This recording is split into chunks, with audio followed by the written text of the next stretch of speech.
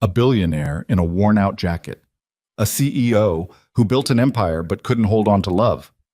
One desperate question asked in a parking lot, "Could you pretend to be my boyfriend? Just for 1 hour?" She had no idea who she was asking. He had every reason to say no, but something in the way she said it, not begging, not quite, made him reach for his keys anyway. What happens inside that ballroom will change both of their lives in ways neither of them saw coming. Stay with me until the very end, hit that like button, and drop a comment with the city you're watching from. I want to see just how far this story has traveled. The cafe was called Harlow's, and it smelled like burnt espresso and old wood, the kind of place that had been there long enough that nobody remembered who opened it or why, only that it was always there, reliably ordinary, on the corner of Breck and Fifth. Mason Ryder sat at the back booth, the one with the split vinyl seat he'd been meaning to fix for the owner for 3 weeks now, but kept pushing back because there was always something else. And he had his daughter's math worksheet spread out on the table in front of him because she'd left it in his truck and she needed it by morning. He was drinking black coffee that had gone mostly cold. He had a grease stain on the back of his right hand that wouldn't come off no matter how hard he scrubbed, a permanent feature at this point, practically part of his skin. His name, to the 12 or 14 people who knew him as anything other than the guy who fixed the Hendersons' furnace, or Lily's dad, was Mason Ryder. To the rest of the world, a world that operated in boardrooms he hadn't physically entered in almost 4 years, he was the silent majority shareholder of Ryder Capital Group, a private technology investment firm that, through a series of holding companies and shell entities, held controlling interests in enough corporations that his attorneys had once presented him with a single-page document listing his assets, and he'd folded it up without finishing it because the numbers made his chest do something uncomfortable. He didn't use the money. Not really. Not the way it was designed to be used. He drove a 2017 Ford F-150 with 114,000 miles on it and a driver's side window that stuck unless you hit the door frame just right. He lived in a 4-bedroom house in Glenfield, a quiet suburb 40 minutes outside the city, because the elementary school had good reviews and the neighborhood kids still rode bikes after dinner. He wore Carhartt jackets and work boots because he did actual work. The handyman business he'd started 4 years ago was legitimate, licensed, and busy enough that he had 2 other guys on the payroll. He did it because his daughter was 7 years old, and she believed her father was the most capable man in the world, not because of a balance sheet, but because he could fix the leaky pipe under her bathroom sink. And he always knew which brand of mac and cheese she preferred, and he read to her every night even when he was exhausted, even when the words blurred on the page. Her name was Lily. She was the entire reason he did everything he did, in every direction. He was looking at the worksheet, long division, which she'd been struggling with, when the door opened and a woman walked into Harlow's like she was walking into a building she owned, which, Mason would learn later, was the only way Vivian Ashcroft walked into any room. She was dressed for somewhere else entirely. Dark blazer, silk blouse beneath it, heels that were absolutely not designed for the uneven tile floor of a 20-year-old cafe. Her hair was up, the kind of complicated updo that looked effortless but almost certainly wasn't. She had her phone pressed to her ear, and she was not happy about whatever she was hearing. "I know what the invitation says, Claudia." Her voice was measured, the kind of calm that had effort underneath it. "I'm not saying I can't go. I'm saying I don't want to go, and I'm asking you, as my assistant and arguably the only person I trust, to tell me one credible reason why I should." She sat down 2 booths away without looking at the seat first, still on the phone, and waved a hand at the teenager behind the counter who pointed at the menu board and mouthed something she ignored. Mason looked back at the worksheet. Long division. He circled the problem Lily had gotten wrong and wrote a note in the margin. Try again? The middle step is right. Check the subtraction. Because showing up alone to your ex-fiance's engagement party looking like you've been promoted to irrelevant is not... She stopped. Listened. "Yes, I know it's a gala. That makes it worse, Claudia. Not better. A gala means photographers." Mason took a sip of cold coffee and tried not to listen. "I need a date." Another pause. "An actual person. Human. Ideally one who can hold a conversation and doesn't own a single piece of clothing with a logo on it." Pause. "No, not from the app. I tried the app. The last man it matched me with spent 40 minutes explaining his podcast to me. Silence. I'm aware it's 3 hours from now. She hung up. There was a moment, maybe 10 seconds, where she just sat there, phone face down on the table, and Mason, despite himself, glanced over. She was staring at the table. Something moved across her face. It wasn't sadness exactly, more like the expression of someone who had just found out they were going to have to solve a problem they didn't have the energy for. Then she noticed him looking. He looked back at the worksheet. "Sorry," she said. "I wasn't being quiet." "It's fine. I was on the phone and it was a lot." "I heard." He said it without judgment. She looked at him for a moment. He had a coffee cup and a kid's homework and a flannel shirt that had been washed enough times the color had gone from blue to something gentler. And he looked, she would think later, like someone who was genuinely not performing anything, not relaxed in the self-conscious way people performed relaxation, just actually, functionally, sitting there. "Are you waiting for someone?" she asked. "No, my daughter left her homework in my truck. I'm trying to figure out if she did number 7 wrong or if the worksheet has a typo." Vivian blinked. "Does it matter? You could just tell her the worksheet had a typo." She'd know I was lying. She's 7 and already better at calling me on things than most adults I've met. Something in Vivian's expression shifted slightly. Not quite a smile yet. The teenager came over and she ordered a coffee, black, and then seemed to remember something and pulled out her phone again and stared at the screen with the expression of someone reading a document they already know is bad. The screen showed a digital invitation. Mason caught a glimpse of it from where he sat.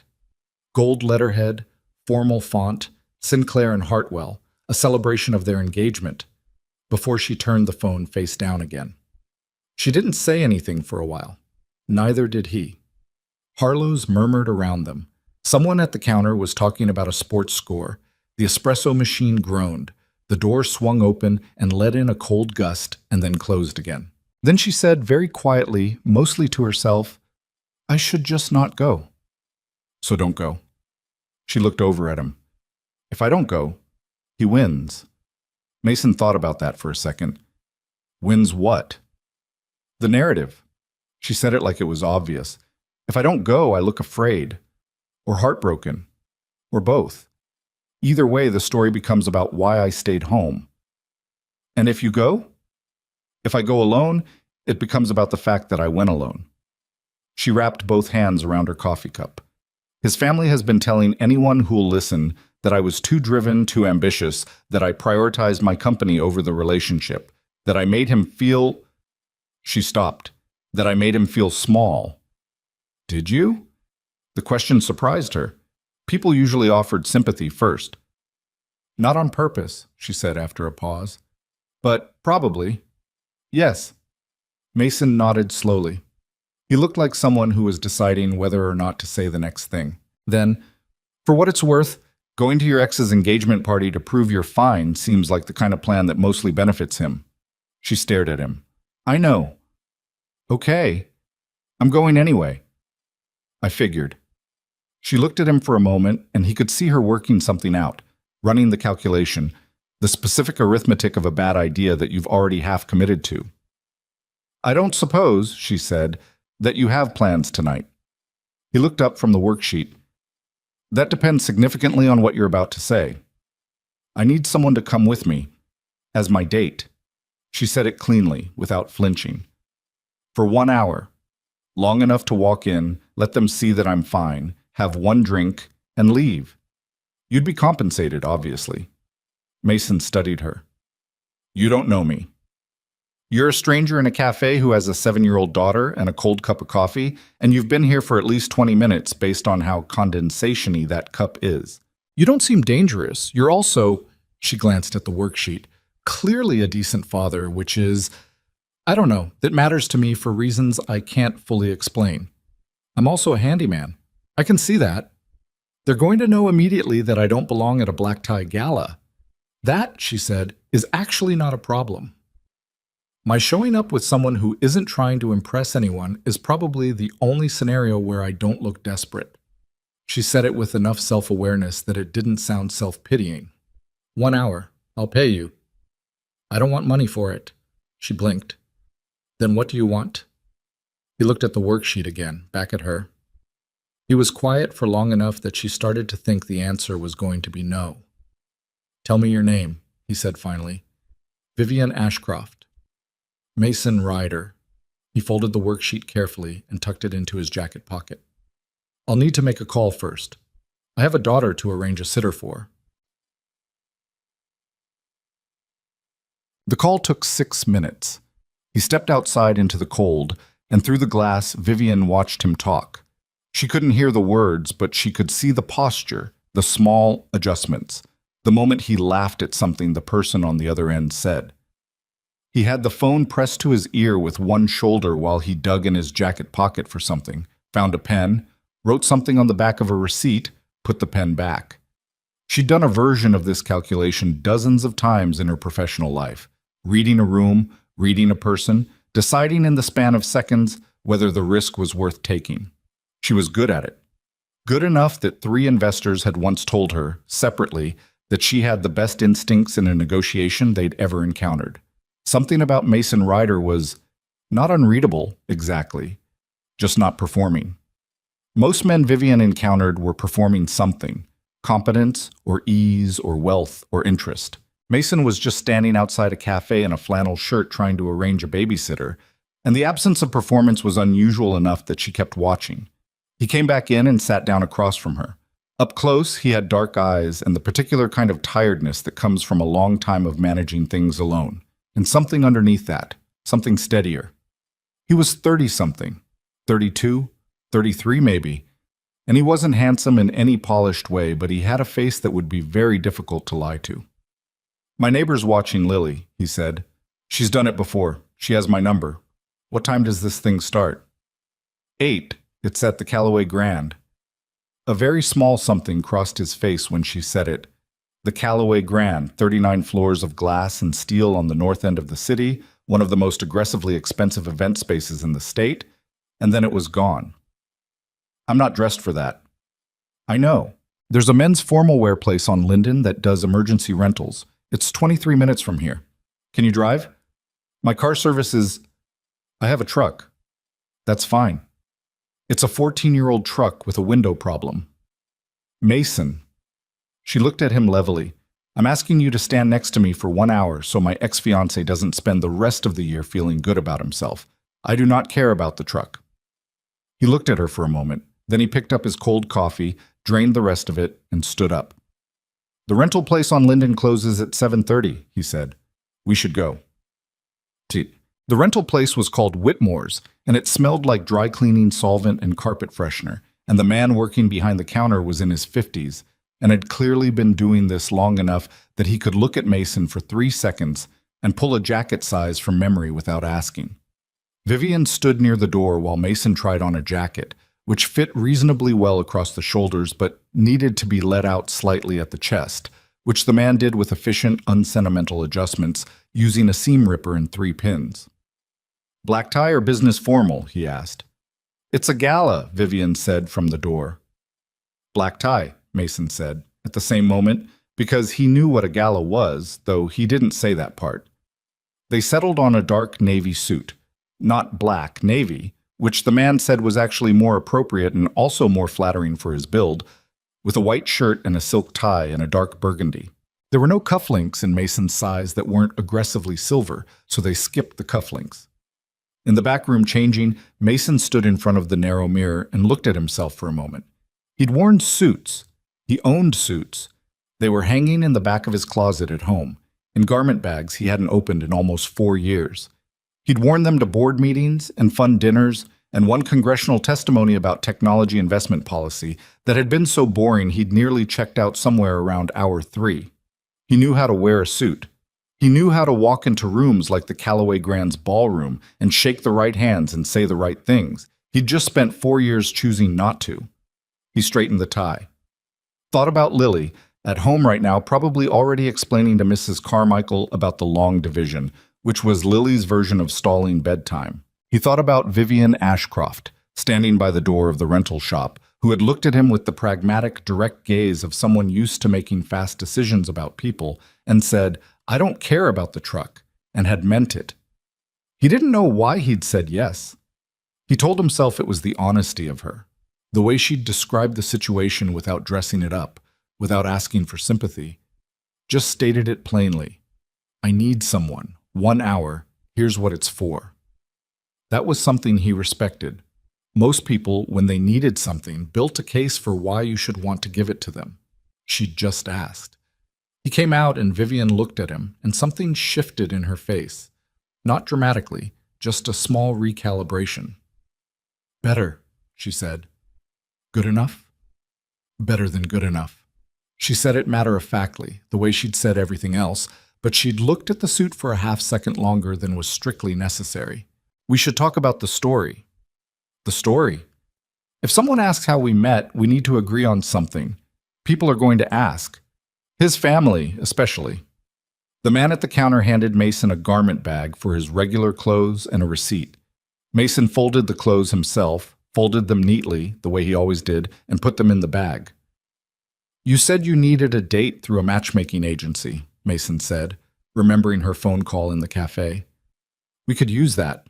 It's technically true. You found me through a sort of matching process. Vivian stared at him. That's actually not terrible. I have a few good ideas occasionally. In the truck, heading north toward the Callaway Grand, Vivian took off her heels and held them in her lap. Her feet were already hurting and she'd been wearing them for 4 hours. Mason glanced at this and said nothing. How long have you been doing the handyman business? She asked. 4 years, started it when Lily was 3. Before that? A beat. I was in finance. What kind? Investment. He kept his eyes on the road. It wasn't the right fit for where I was in my life. I needed something different, which was entirely true, technically. And the handyman work is… You prefer it? I know what I've done when the day ends, he said. The furnace works, the pipe doesn't leak, the deck is level. There's something to that. He paused. I also get to take Lily to school every morning and pick her up every afternoon, which wasn't something I could do before. Vivian was quiet for a moment. Outside, the city was getting denser, the lights brighter, the buildings taller. Her mother? She asked, careful about it. She passed away 4 years ago. Lily was 3. I'm sorry.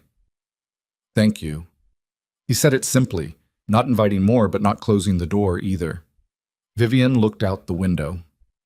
My parents divorced when I was 9. My mother worked constantly. My father was charming in ways that didn't mean anything real.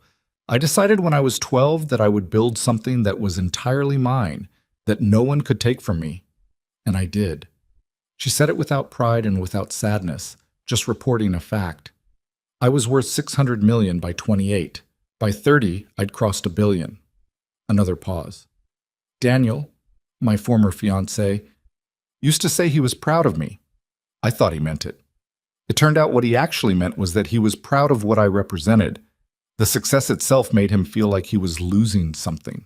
Some people can't be close to someone more capable than themselves, Mason said. It feels like an accusation even when it's not. She looked at him. That's a very specific way to put it. I've been around that kind of person. In finance? In general. They drove for a while. The city sprawled and glittered. Mason hit the doorframe on his side of the truck with one palm, and the window smoothed down and then up again, and Vivian watched this and said, Does that always work? About 80% of the time. She almost laughed. Not quite. Something held it back, but almost. Tell me about Lily, she said. And this was the thing Mason hadn't anticipated. How easy it was to talk about his daughter, and how Vivian asked the questions the way someone asked who was actually curious, not making conversation. She wanted to know what grade, what Lily liked, what she was like. He told her about the long division, about the phase where Lily had been obsessed with documentaries about deep-sea fish, about the way she negotiated bedtime with the patience of a corporate attorney. She sounds extraordinary, Vivian said. She is. No hesitation. She's also exhausting in ways I didn't have a manual for. Is there a manual? There's a lot of conflicting manuals, and none of them agree, and most of them were written by people who had significantly more sleep than I do. This time Vivian did laugh. Genuine, unguarded, a real laugh. It changed her face entirely. The careful, composed CEO expression fell away for a moment, and underneath it was someone who looked, Mason thought, considerably lighter. He filed that away. They arrived at the Callaway Grand at 8:17. The building was exactly what it always was. The kind of architectural statement that meant to communicate importance and largely succeeded, all glass and vertical lines, and the kind of lighting that made everyone look like they were in a film. There was a line of cars at the entrance, valets in red jackets, photographers from 2 or 3 publications clustered at the rope line. Mason pulled the truck up to the valet stand, and he could feel, without looking, the valet's expression shift as the F-150 pulled up behind a Mercedes and a Range Rover. The valet opened Vivian's door first. She'd put her heels back on 2 blocks away, and then Mason's. And to the kid's credit, he kept his face professional. Vivian came around the front of the truck and stopped next to Mason, and she looked at the entrance, and for just a moment he could see something. Not fear, not quite, but the version of fear that very controlled people have, where it shows up as a subtle tightening, a fraction of hesitation before the composed mask resettles. He offered his arm. She looked at it for half a second, then she took it.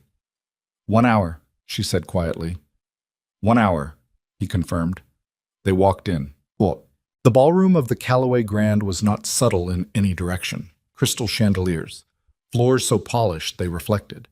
Round tables dressed in ivory linen with centerpieces that had probably cost more than Mason's truck. An orchestra on the raised platform at the far end playing something from the repertoire that meant, "We have money, and we'd like you to know it." There were perhaps 200 people in the room. Mason recognized, without making a thing of it, 3 faces that he knew from board meetings and 2 names from letterheads on documents that currently sat in folders in a safe in his home office. He recognized the event's chairman immediately, a man named Gerald Hartwell, silver-haired, ruddy-faced, who had been running the Sinclair Hartwell family's social calendar for 2 decades and who had, specifically, attended a Ryder Capital Group investor summit in San Francisco 31 months ago. Mason angled slightly to avoid Gerald Hartwell's sightline, which was relatively easy in a room this crowded. Vivian scanned the room with the efficiency of someone cataloging a threat landscape, and then said, quietly, into Mason's shoulder, "He's at the table near the second tier, blue tie. The woman next to him is the heiress, Margot Sinclair. She's 26. Her family owns the Sinclair Media Group." "I know who the Sinclairs are," Mason said, and then when she looked at him, "Media investment. I read a lot." Vivian accepted this. "He's going to come over. His mother is the one in the cream dress near the bar who is currently staring at me like she's trying to communicate something by telepathy." "What is she trying to communicate?" "Probably that I have a lot of nerve showing up," which is accurate. She took a glass of champagne from a passing tray, looked at it, and put it back. "Thank you for coming. I know it's an absurd situation. I've been in worse." She looked at him sideways. "You're a handyman who's been in worse situations than your fake date's ex-fiance's engagement gala? People's lives are complicated in ways that don't always correspond to their job titles." She opened her mouth, closed it. Before she could respond, she went slightly still beside him. "He's coming over," she said. "Not afraid. Not quite ready either." The man crossing the room toward them was tall, well-dressed in the way that meant he'd had help with it, and had the particular expression of someone who had calculated this encounter in advance and felt reasonably good about how it was going to go. Behind him, like a pulled tide, came 2 or 3 other people, friends or family members, people who wanted to watch. "Vivian." His smile was warm with something cold underneath it. His name was Daniel Caverly, Mason would learn, and he had the face of a man who had been told he was charming often enough that he'd stopped questioning whether it was true. "You actually came. I'm glad." "Of course." Her voice was smooth. She'd snapped into a different register, still herself, but armored. "Daniel, this is Mason." Daniel looked at Mason the way people looked at paintings they were trying to decide were originals or copies. He took in the rental suit. Good, but not custom. The work-roughened hands. The truck outside he might have seen through the window. "Nice to meet you," Daniel said, the warmth thinning slightly. "How do you 2 know each other?" "We met through a matchmaking service," Vivian said. A ripple through the small cluster of people who'd come with Daniel. Someone, One of the women, in a green dress, actually pressed her lips together to suppress something. A matchmaking service. Daniel repeated it. Interesting. He looked at Mason with a different kind of assessment. Now, something more comfortable, less careful. What do you do? Handyman work, Mason said. I run a small contracting business. The pause was brief, almost polite, but everyone in the cluster heard it, and the recalibration was visible. The small settling in, the decision forming, the conclusion taking shape. Here was Vivian Ashcroft, billionaire CEO, one of the 30 most powerful women in American business by 3 different magazine rankings, standing in the Callaway Grand's ballroom with a man in a rental suit who fixed pipes for a living. Well, Daniel said. He was trying, Mason could see, to be magnanimous about it, which was its own kind of cruelty.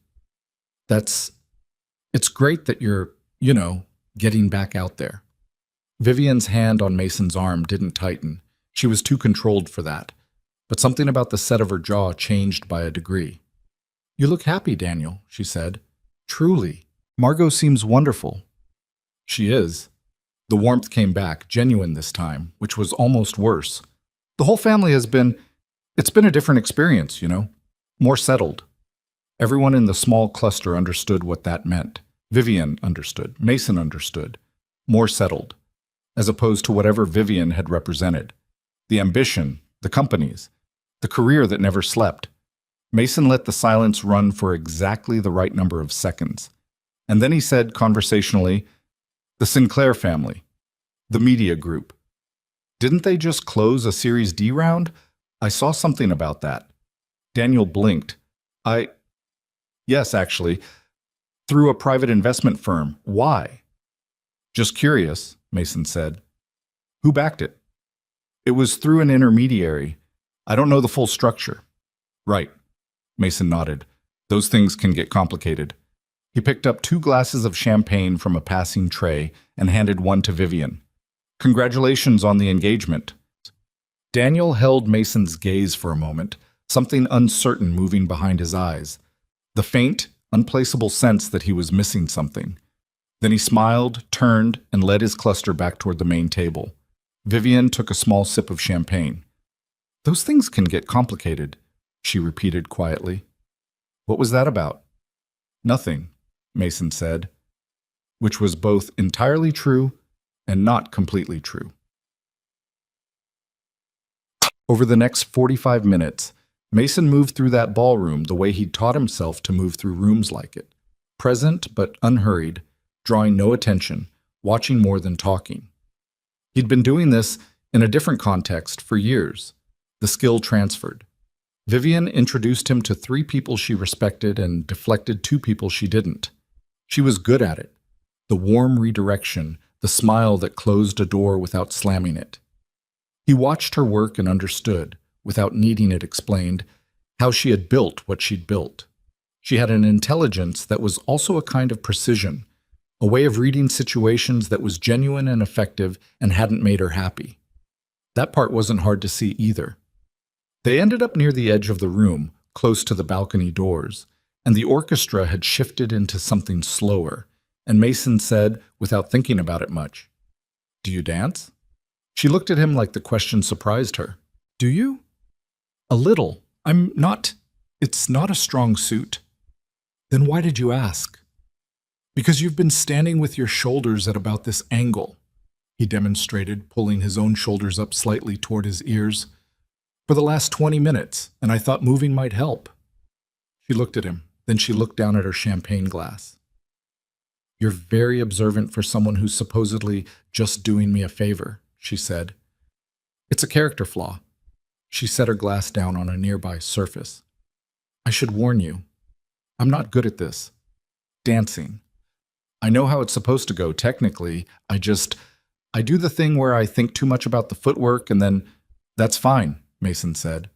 "I also think too much about the footwork." They were neither of them technically accomplished dancers, which became evident within about 20 seconds of stepping onto the edge of the floor. Vivian overcorrected on the turn, and Mason miscounted, and they ended up half a beat off from each other, and she said under her breath, I told you. And he said, It's fine, just move with me and stop counting. And she said, I wasn't counting. And she absolutely had been counting. But they found it. Not perfectly.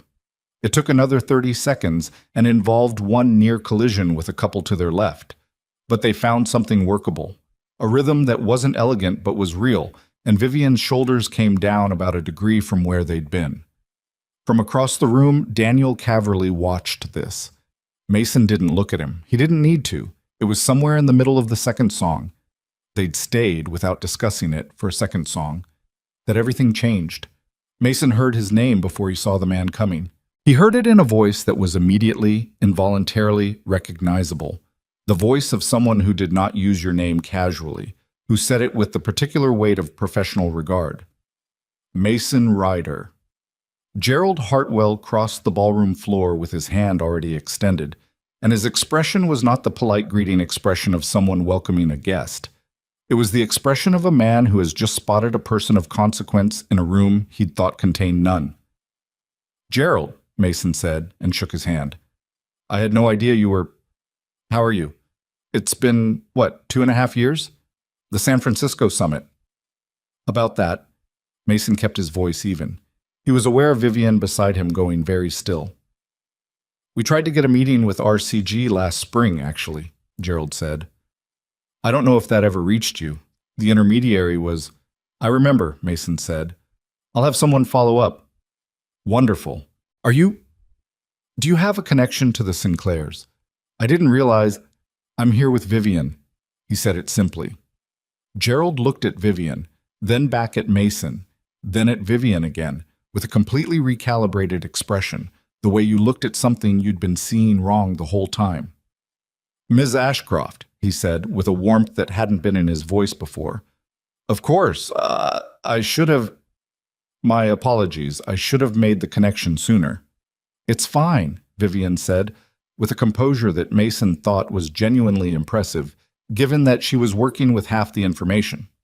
Gerald turned back to Mason. Will you be in town long? I'd love to connect. There are a few projects in the portfolio that I think would be of real interest to RCG, and now that the new semiconductor fund has... Gerald. Mason's voice was mild but specific. Not tonight. The man read it immediately. Of course, enjoy the evening. He pressed Mason's hand again and moved off toward another cluster of guests. The silence that followed lasted about 4 seconds. Then Vivian turned to face Mason, and the expression on her face was not angry, exactly. It was the expression of a person who was extremely intelligent and had just discovered that they had significantly less information than they'd been operating with. RCG, she said. Vivian, Ryder Capital Group. He didn't say anything. She stopped. Something shifted in her expression. She was doing the math, quickly, the way she did everything. You're the Mason Ryder who founded Ryder Capital Group. I was going to tell you. When? Sometime in the next hour, probably. There wasn't a good moment. There was... She stopped again. He could see her finding the ground, reorienting. You own a controlling interest in... She lowered her voice further. In half the corporations in this room. Not half. Mason. A portion. She stared at him. The orchestra played. Around them, the ballroom continued its expensive evening, completely unaware. You told Daniel you were a handyman, she said. I am a handyman. I also have an investment portfolio. Both of those things are true. Why didn't you... She stopped. Thought. You could have said something in the cafe when I offered you money. You didn't need to know who I was. You asked me for 1 hour. I said yes. The rest of it wasn't relevant. She looked at him for a long time. He let her look. I feel like an idiot, she said finally. You're not. I'm the one who asked a billionaire to pretend to be my date to prove a point to my ex-fiancée. You didn't know. I should have. How? He said it gently, not dismissively.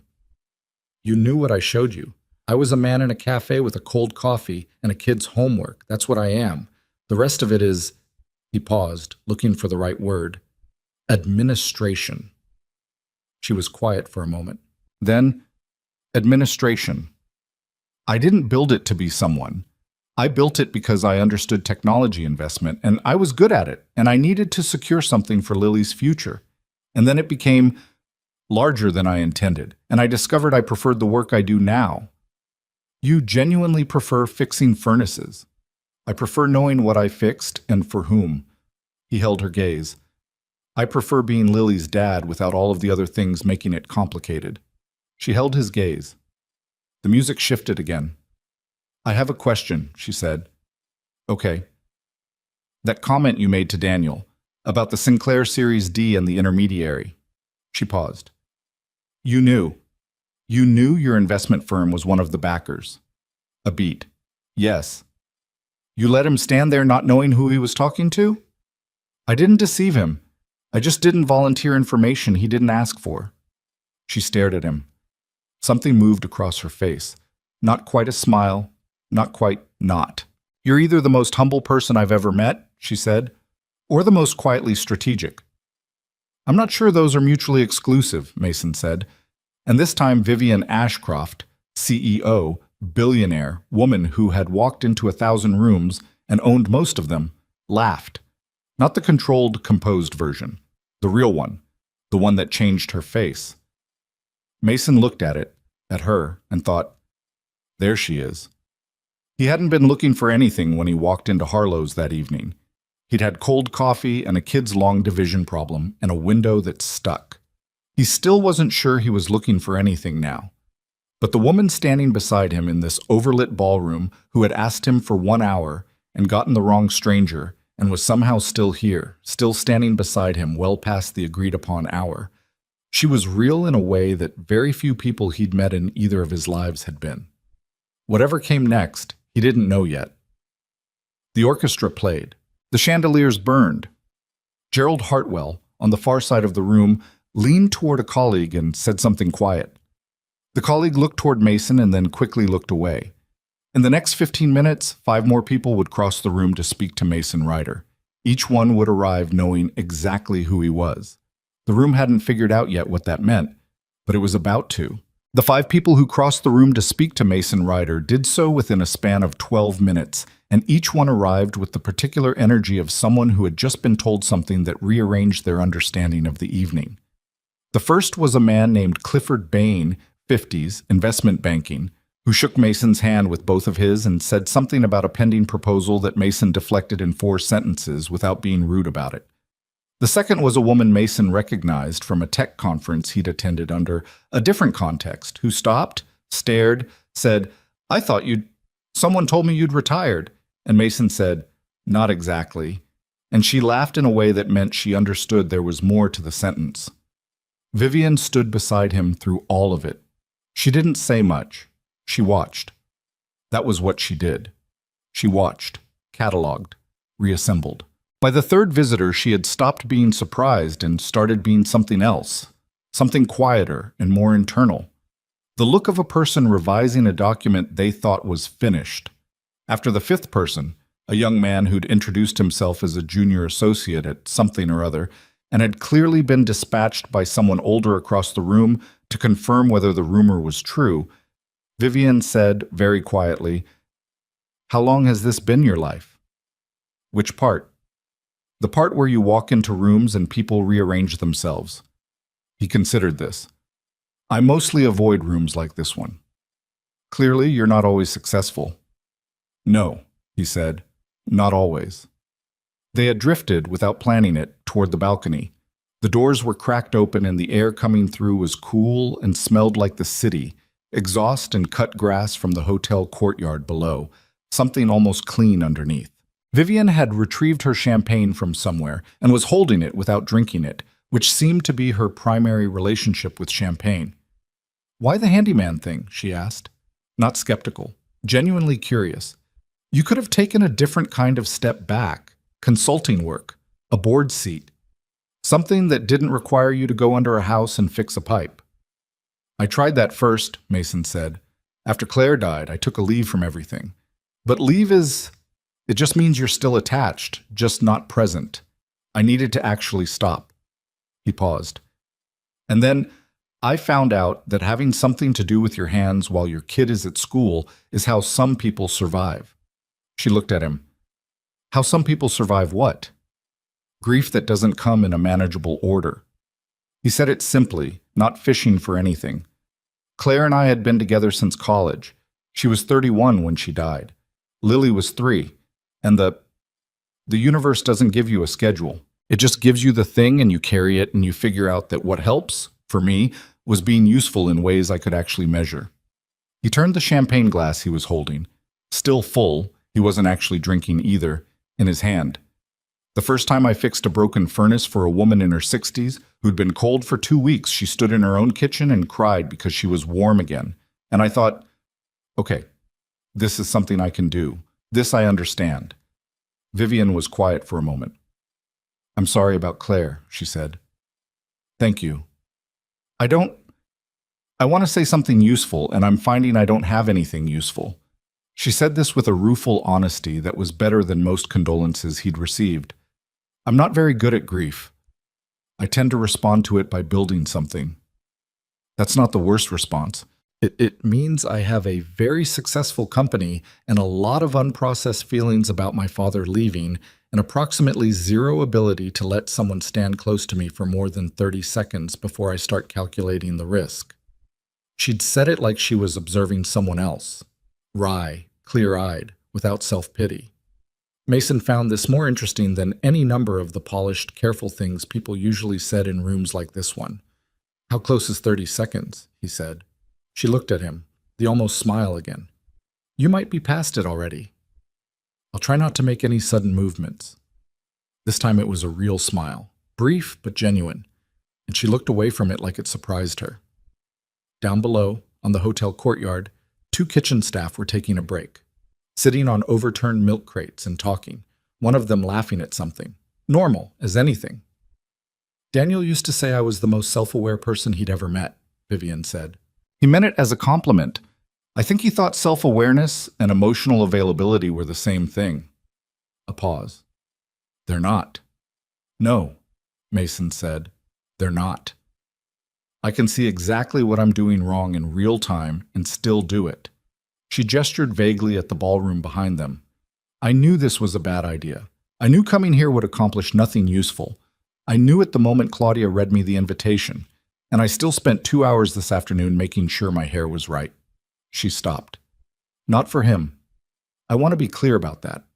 It stopped being about him probably 18 months ago. Then who was it for? She thought about it. For the version of me that wanted to prove she was fine. Another pause. Which is not the same as actually being fine. No, Mason agreed. It's usually the opposite. She glanced at him. You sound like you know what that's like. I showed up to a parent-teacher conference 6 months after Claire died in a pressed shirt that I'd ironed 4 times because I needed Lily's teacher to believe I was managing fine. He remembered it clearly.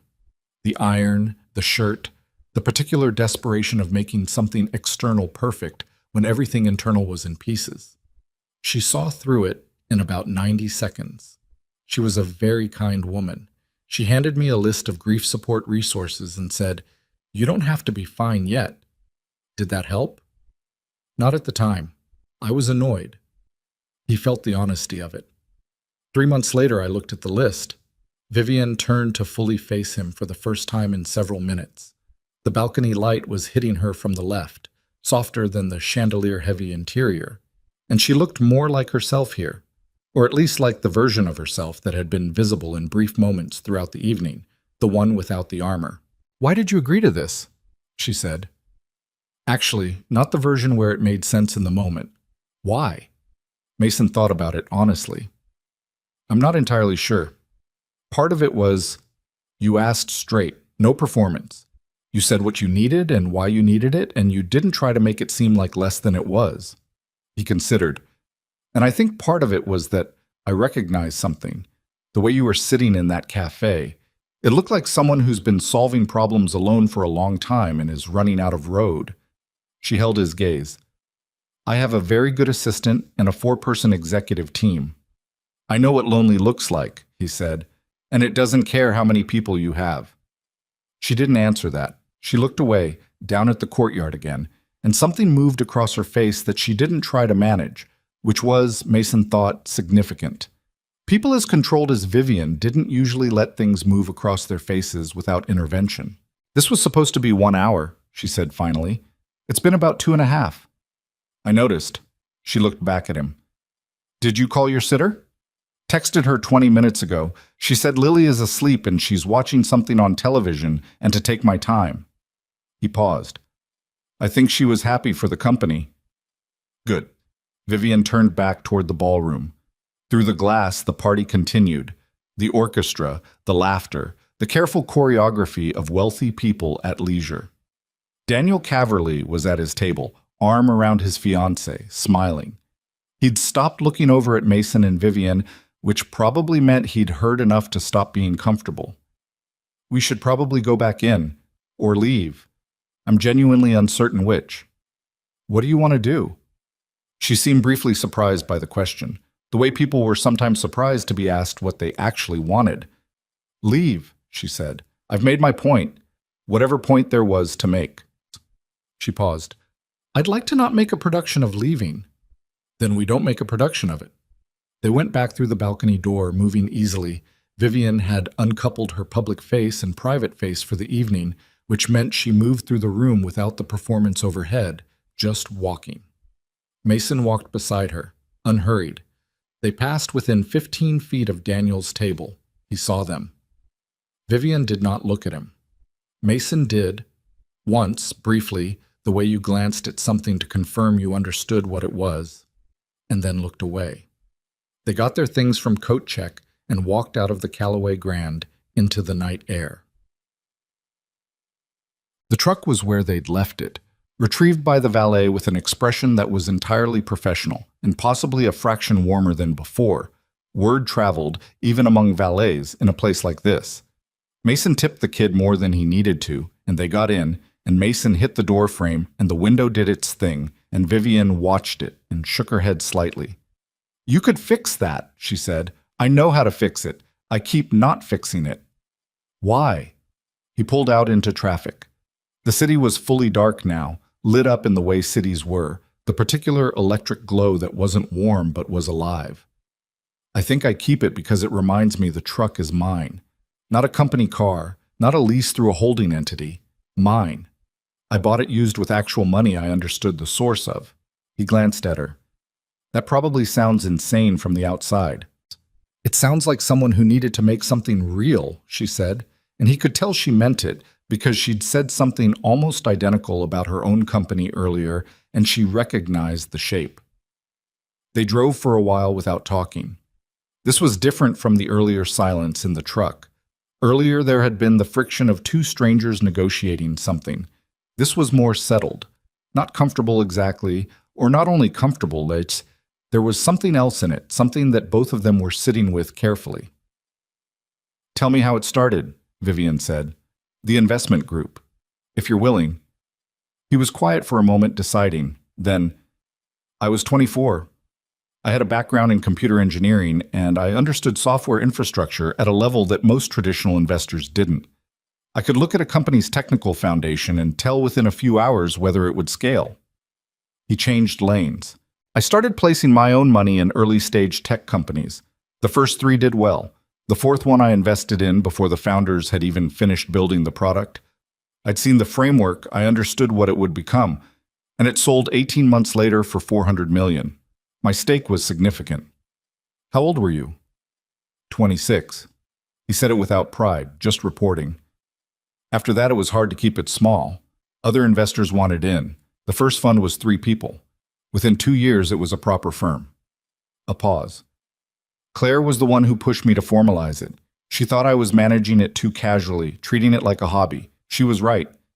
He was quiet for a moment. "She usually was." Vivian kept her hands in her lap. "She was involved in the business?" "Not operationally, but she read everything, understood everything. When I was deciding whether to take an outside investment or keep the firm private, she was the person whose opinion I actually sought." He merged onto the highway. "We talk about it over dinner. She'd have read the prospectus while Lily was napping. She'd have questions I hadn't thought to ask. She She was. Simple. Complete. The city slid past. Vivian watched it. My company doesn't have a story like that, she said. There wasn't a person beside me. I built it by myself, which I was proud of. I'm still proud of it. She smoothed the fabric of her blazer across one knee, a small, fidgeting gesture at odds with her usual stillness. But Daniel used to say that I made every decision like I was still alone. Like I'd never updated the model to account for the fact that there was another person in the room. She paused. He said I made him feel like a consultant I'd brought in for a second opinion and then ignored. Did you? Probably. She said it the same way she'd said it earlier about making him feel small, without defensiveness, with the particular honesty of someone who'd examined the thing from every angle and arrived at an uncomfortable conclusion. I didn't know how to let someone else's opinion actually land. I'd take it in, I'd consider it, and then I'd do whatever I'd already decided to do. That's not partnership. That's performance of partnership. And you know this about yourself. I told you, self-awareness is not the same as being fixed. He took the Glenfield exit. They were getting close to his side of the city, and he was aware of the finite quality of the drive, the fact that it ended somewhere. Vivian, I want to ask you something, and you can tell me it's none of my business. She looked at him. You can ask. The company you built, the billion-dollar company you built by 30, what does it actually do? I know the name. I know the sector. But what does it actually do in a way that matters to you? She blinked. Most people, when they found out about her company, either already knew the details or asked about valuation. Nobody asked what it mattered. We develop software infrastructure for community healthcare systems, she said, specifically rural and underserved facilities that can't afford enterprise-level platforms. We build it at a price point they can actually access, and we build it so the staff can actually use it. Because the problem with most healthcare software isn't that it doesn't work. It's that it was designed by engineers who've never met a night shift nurse. She paused. About 60% of our client base are nonprofit or government-funded clinics. We make our margin on the commercial side and we use it to subsidize the access pricing on the other side. Mason was quiet for a moment. That's not what I expected you to say, he said. What did you expect? I'm not sure. Something more. Abstract. SaaS metrics. Platform scalability. That's how I describe it to investors. She looked out the window. What I just said is how I describe it to myself at 3 in the morning when I'm wondering if it's worth it. Is it? Yes, she said, with more immediate certainty than she'd said almost anything else all evening. Yes, unambiguously yes, which is the one thing I've never questioned. A beat.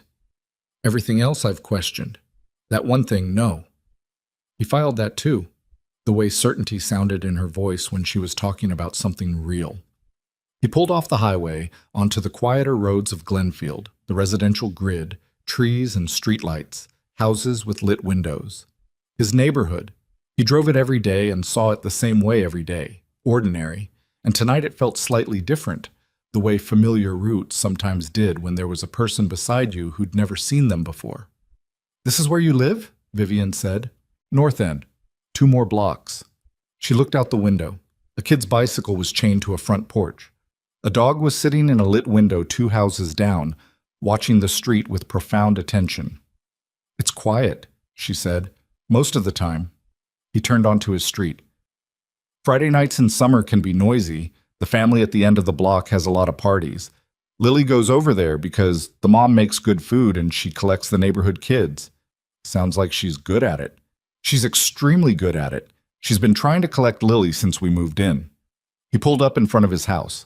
It was a 2-story house, painted green, with a porch light on and a pair of small sneakers by the front door that Lily had left outside.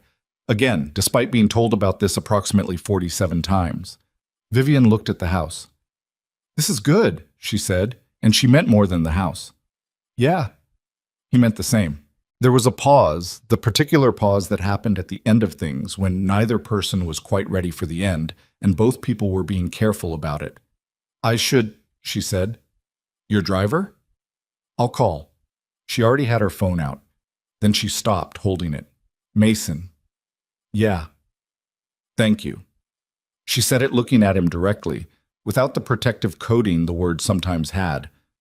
Not for the performance of the evening, for the… She paused, finding it. For being a person. He looked at her. He thought about saying something light, and let it go. Call your driver, he said. It's cold. She called her driver, who said 12 minutes. She got out of the truck, and they stood on the sidewalk in front of his house because sitting in the truck for 12 minutes felt like a different kind of thing. And Lily's abandoned sneakers were on the porch, one on its side, and a light was on in the upstairs window, which meant Mrs. Carmichael was probably reading on the couch. Lily lost a shoe off the porch this morning, Mason said. Third time this week. I've talked to her about it. What does she say? She says the porch is basically inside. He looked at the shoe. I've told her it's not. She's forming her own conclusions. She sounds like someone who makes decisions and then defends them vigorously. She is exactly that person. A car turned the end of the street and moved slowly past and was not the car service. Vivian had her arms crossed, not against cold exactly, more the way people held themselves when they were thinking. I'd like to see her sometime, she said. Not precisely certain what she meant by it. He could tell, just that it came out true. Lily, if that's… You don't have to answer that tonight. I know, he said. I heard it. The car service arrived, a dark sedan, unhurried. The driver waited. Vivian looked at Mason one more time, and he looked back, and between them was the full weight of an evening that had started in a cafe with a stranger's cold coffee and had become something neither of them had planned for. He didn't reach for her hand or her shoulder or any of the things you reached for.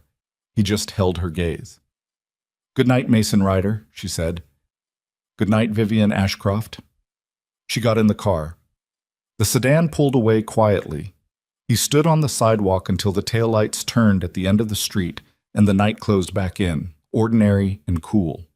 He picked up Lily's sneaker from where it had fallen off the porch and set it right side up next to its pair. Then he went inside. He didn't hear from her for 4 days, which was fine. He hadn't expected to. The evening at the Callaway Grand had been a specific thing with a specific purpose, and it had ended on a sidewalk in Glenfield with a pair of sneakers and a car service, and that was what it was. He told himself this while doing a tile repair in a bathroom in Westmont, while picking Lily up from school, while making spaghetti on a Tuesday night that came out slightly overcooked because he'd been checking his phone. He was not waiting for a text. He was checking his phone because he was waiting on a supplier confirmation for a job on the other side of town. Those two facts happened to coincide. Lily noticed the spaghetti was overcooked and said so with the diplomatic precision of a 7-year-old, which meant not diplomatically at all. It's mushy, Dad. It's al dente. What does that mean? It means intentionally this texture. She looked at her plate, back at him. Did you forget to watch it? Eat your dinner. She ate her dinner, and then she said without looking up, Mrs. Carmichael said you came home late the other night. I did. She said you were dressed nice. She noticed that. She said you were standing outside for a while by the truck. Lily wound spaghetti around her fork with the focused attention she applied to things she was interested in. Were you talking to someone? I was. A friend? Mason considered the word. Yeah, a friend. Lily looked up. She had her mother's eyes, sus, dark, direct, the kind of eyes that were difficult to be casual around. What's their name? Vivian. That's a fancy name. She's a fairly fancy person. Lily thought about this. Is she nice? He thought about Vivian standing on the balcony telling him she wasn't good at grief. Vivian laughing, the real version, the one that surprised her. Yeah, she's nice.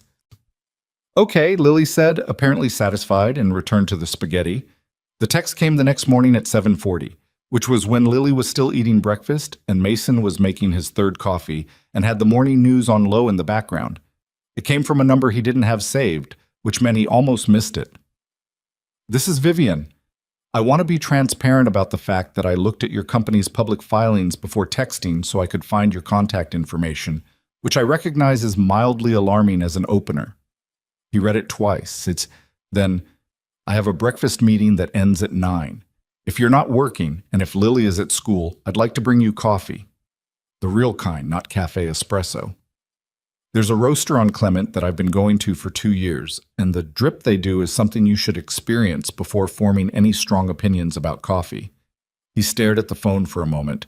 Then he texted back, Lily's at school at 8:15. I'm doing a job estimate at 10, but I'm free between 8:30 and 9:45. She replied in under a minute. The roaster is called Founders. I'll be there at 8:30. He told himself this was just coffee. Mick. Founders was the kind of place that had been discovered by people who cared deeply about origin regions and then discovered again by people who just liked good coffee and had survived both waves intact. It smelled like actual roasted beans rather than the chemical approximation of them, and the two people behind the bar looked like they could lecture you on altitude and fermentation if you wanted it and wouldn't bring it up if you didn't. Vivian was already there when he arrived, sitting at a table near the window with 2 cups in front of her, both black, and a small notepad she closed when he sat down.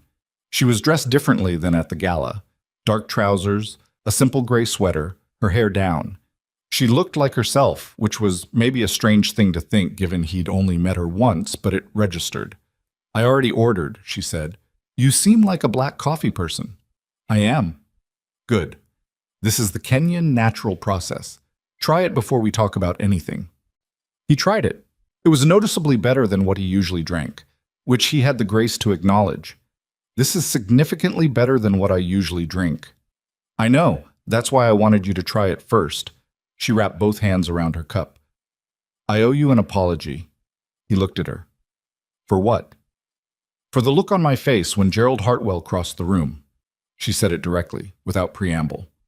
I did the thing where I recalculated everything, and some part of that recalculation wasn't fair to you. What part? The part where I spent about 60 seconds wondering if the whole evening had been constructed somehow. If you'd known who I was and engineered the cafe encounter. She held his gaze. It was a 60-second thought and I dismissed it because it didn't hold up, but I had it, and you probably saw it on my face, and I wanted to name it. He had seen it. He'd recognized it for what it was and hadn't held it against her. You're someone who checks the angles, he said. You'd built a billion-dollar company by 30. Of course you check the angles. Still, you'd been nothing but straightforward the entire evening, and the first thing I did when the information changed was doubt it. She paused. That's a reflex I don't like in myself. Did you actually doubt it? Or did you run the check automatically and it came back clean? She thought about this genuinely. The second one. Then that's due diligence, not distrust. She looked at him for a moment. You make it very difficult to stay guilty about things. That's not the worst quality. She almost smiled. The morning light was different from the ballroom light. Honest, flat, the kind that showed things as they were. She looked in it like someone who'd slept reasonably well and come here with a purpose. I want to tell you why I really came tonight, she said. Not the stated reason, the actual one. He waited. I've been thinking about what you said, about recognizing lonely, and I have this thing I do, which is that I keep very busy and I keep very surrounded, and the surroundedness means I almost never have to notice. She looked at her coffee cup. But the gala invitation sat on my desk for 11 days, and I picked it up every morning and put it down every morning. And at some point it wasn't about Daniel at all anymore. It was about the fact that I was going to go alone or not go. And either way, there was no one to... She stopped, tried again. There was no one whose opinion of the decision I actually valued. Mason listened. That's not a complaint, she said. I have people I trust. Claudia, my CFO, who is brilliant and honest with me in ways I pay her for, and she exceeds the requirement. I have people. She paused. But I had nobody to sit across a table from at 7 in the morning and say, should I go to this thing or not? Nobody who would give me the real answer. He looked at her. What would the real answer have been? Not go, she said immediately. Obviously not go. It was going to accomplish nothing. I was going to feel terrible about it, and the only value was to some abstract principle about not looking afraid, which is, it's not even a real principle. It's vanity. A pause. But I needed someone to say it. And I didn't have that. And you came to a matchmaking agency. And I went to a matchmaking agency, yes, which my assistant had suggested 3 times, and I'd refused 3 times, and on the 4th time, I was sitting at my desk at 11 at night, and the gala was in 2 days, and I thought, fine. Fine. She looked up. The agency sent me a list of available matches. I had a phone call with 3 of them. All 3 were perfectly fine. 2 were objectively more appropriate for a gala environment than you are. She said this without cruelty. It was a fact. But they wanted the story. I could feel it in the first 60 seconds of each call. The angle. Not the date, not the hour, but the thing it could become. And you thought I didn't want the story. I knew you didn't. You told me you didn't want money. You asked me my name. She shook her head slightly. I can't explain the logic of it. It was an instinct. Usually the instincts are the real logic, Mason said. She looked at him steadily. Then, I'd like to know you. Outside the context of a favor. She said it clean, without performing casualness she didn't feel. Not because of the company, not because of any of that. Because I think you're the kind of person who exists in honest proximity to things, and I don't meet many people like that in my life. He held her gaze. The cafe moved around them. Someone ordered at the bar, a door opened and closed and let the morning in. I'd like that, he said. The weeks that followed had a quality that neither of them commented on directly. The way you sometimes didn't comment on weather that was unusually good because naming it felt like it might change it. They had coffee twice more at Founders. Then dinner, once, at a place in the city that was good without trying to announce that it was good, which was Vivian's criterion and which he privately agreed with. They talked for 3 hours, and the food went mostly ignored, and the waiter came by twice to see if they needed anything, and both times they said no without looking up. They talked about the company, her company, his company, the distance between what companies were on paper and what they were in practice. They talked about Lily, about Claire, about Vivian's father, and the specific shape of his absence and how she'd built around it. She was not easy to know, and she was also not difficult.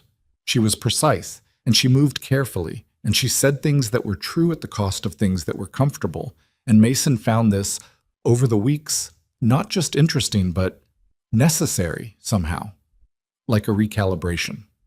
He introduced her to Lily on a Saturday morning, 3 weeks in, which he'd thought about carefully and done without overthinking. He told Lily that morning that a friend was coming for breakfast, and Lily had asked if it was Vivian, and he'd said yes, and Lily had thought about it and said okay, and gone back to her cereal. Vivian arrived at 9 with a paper bag from a bakery.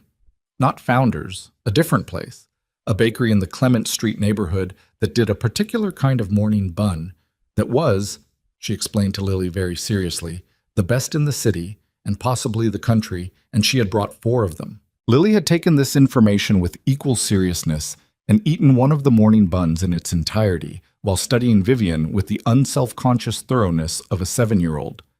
Dad says you have a company, Lily said. I do. What does it do? Vivian looked at her, this small, direct person with her father's steadiness, and didn't simplify. It makes computer programs that help doctors' offices work better, so the doctors can spend more time with patients instead of doing paperwork. Lily considered this. That's good. I think so. Dad fixes things with his hands, Lily said, but you fix things with computers. More or less, yes. That's different, but both are useful. This was Lily's final assessment, delivered with the authority of someone wrapping up a board presentation, and then she asked if Vivian wanted to see her room, which had a poster of deep-sea fish on the wall, and Vivian said yes, genuinely, and that was that.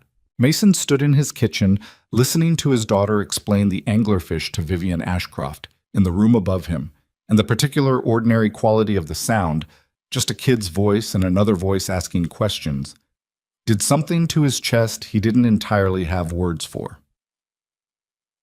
The call that changed things came on a Thursday, 5 weeks after the gala. Mason was replacing a water heater in a house on the east side of Glenfield when his secondary phone, the one associated with RCG, the one almost nobody had the number to except his attorneys and his fund manager, rang with a number he recognized.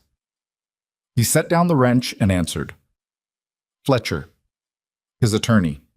60 years old, had been with Ryder Capital Group since before it was worth anything, completely without warmth but entirely trustworthy.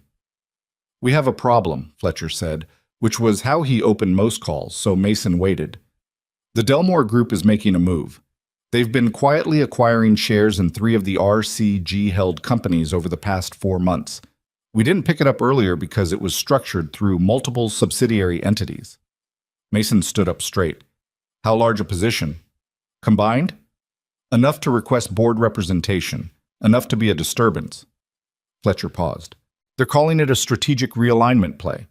They want you at the table, Mason. The actual you. They've figured out enough about the structure to know that the anonymous beneficial owner of RCG is significantly more relevant than they previously understood. When did this start?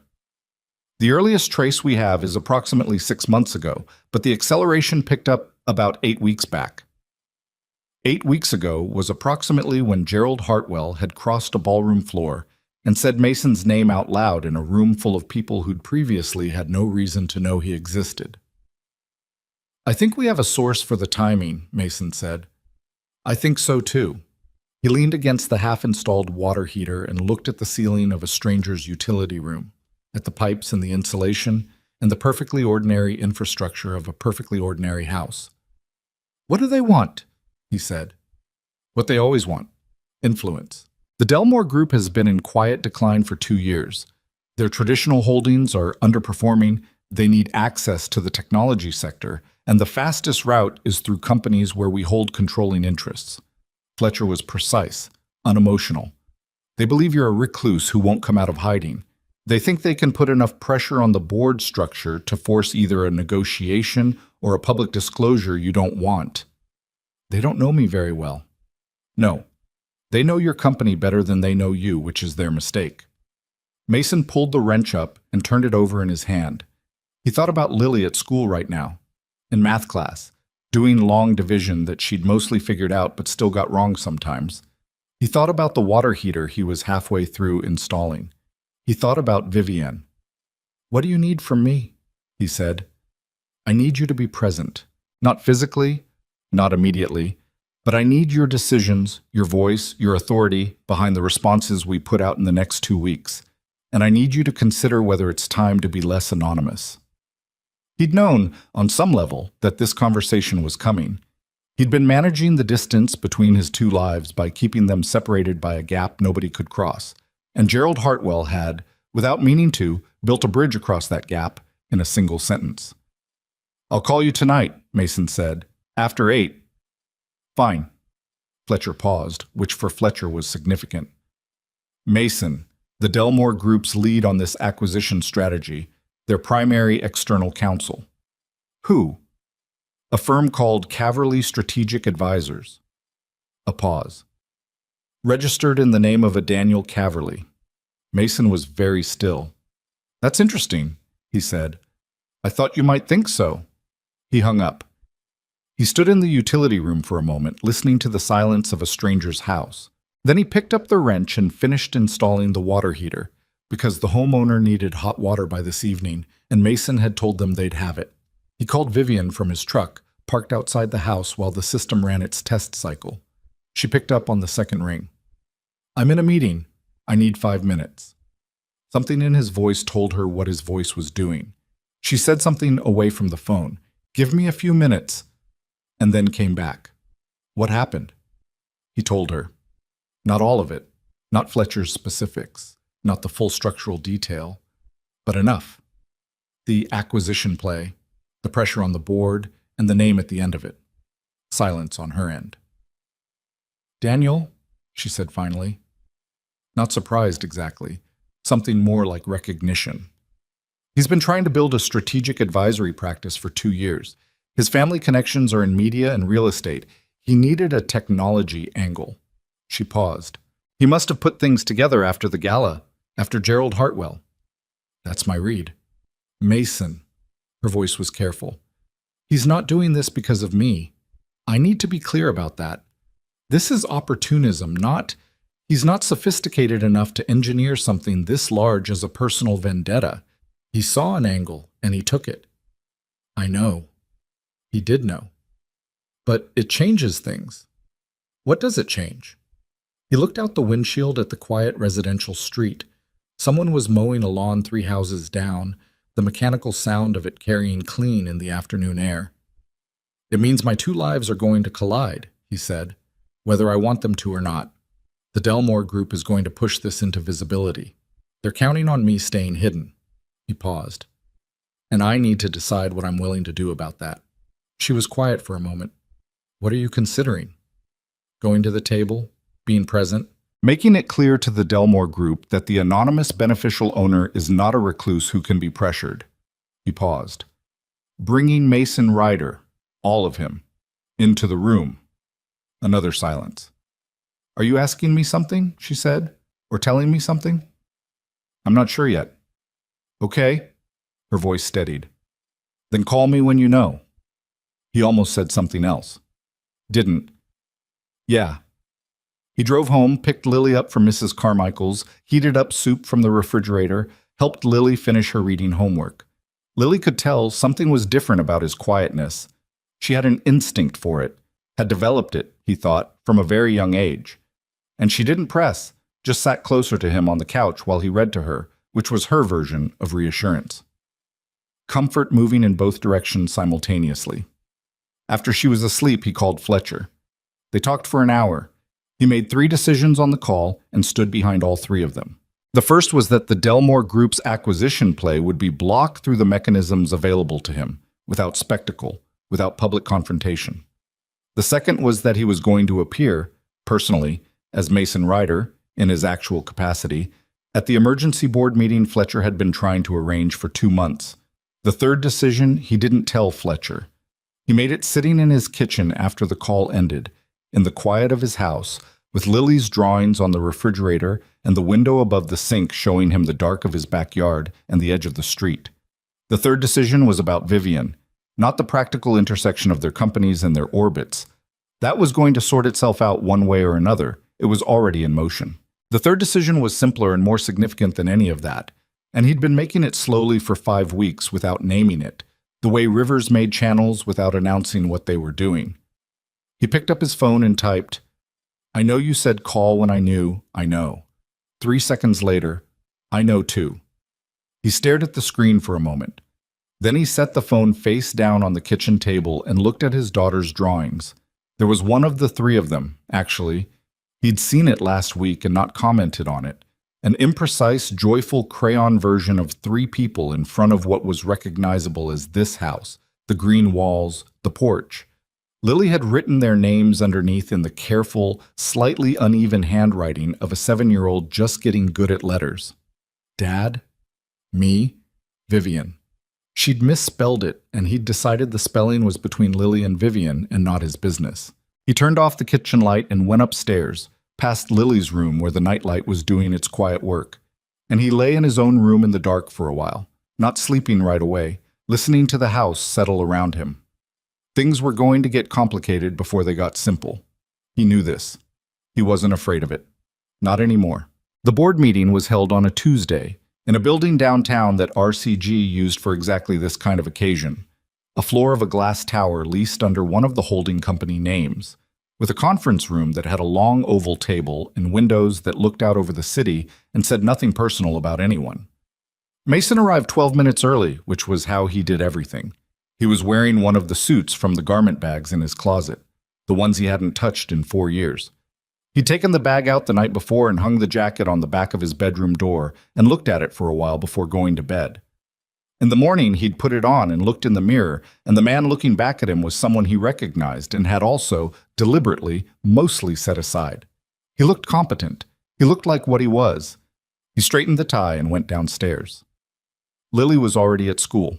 He'd told her last night that he had a work meeting in the city, a different kind of work, and she'd asked if he had to wear a suit, and he'd said yes, and she'd considered this and said he should wear the blue one because it made him look more like himself, which was the kind of observation that stopped him in his tracks because he wasn't entirely sure how a 7-year-old had calibrated that, what version of himself she meant, and whether she was right. She was right. He wore the blue one. Fletcher was already in the conference room when Mason arrived, standing at the window with a coffee, reviewing something on a tablet. He looked up, looked at Mason for a full second, and said, "Good." That was the entirety of his greeting, but from Fletcher, it was substantial. The Delmore Group's representatives arrived at 9 exactly.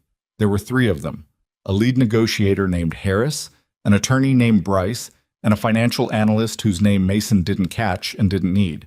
They came in with this energy of people who had prepared thoroughly for one version of this meeting, the version where the anonymous beneficial owner of RCG was either represented by proxy or was someone they could navigate around.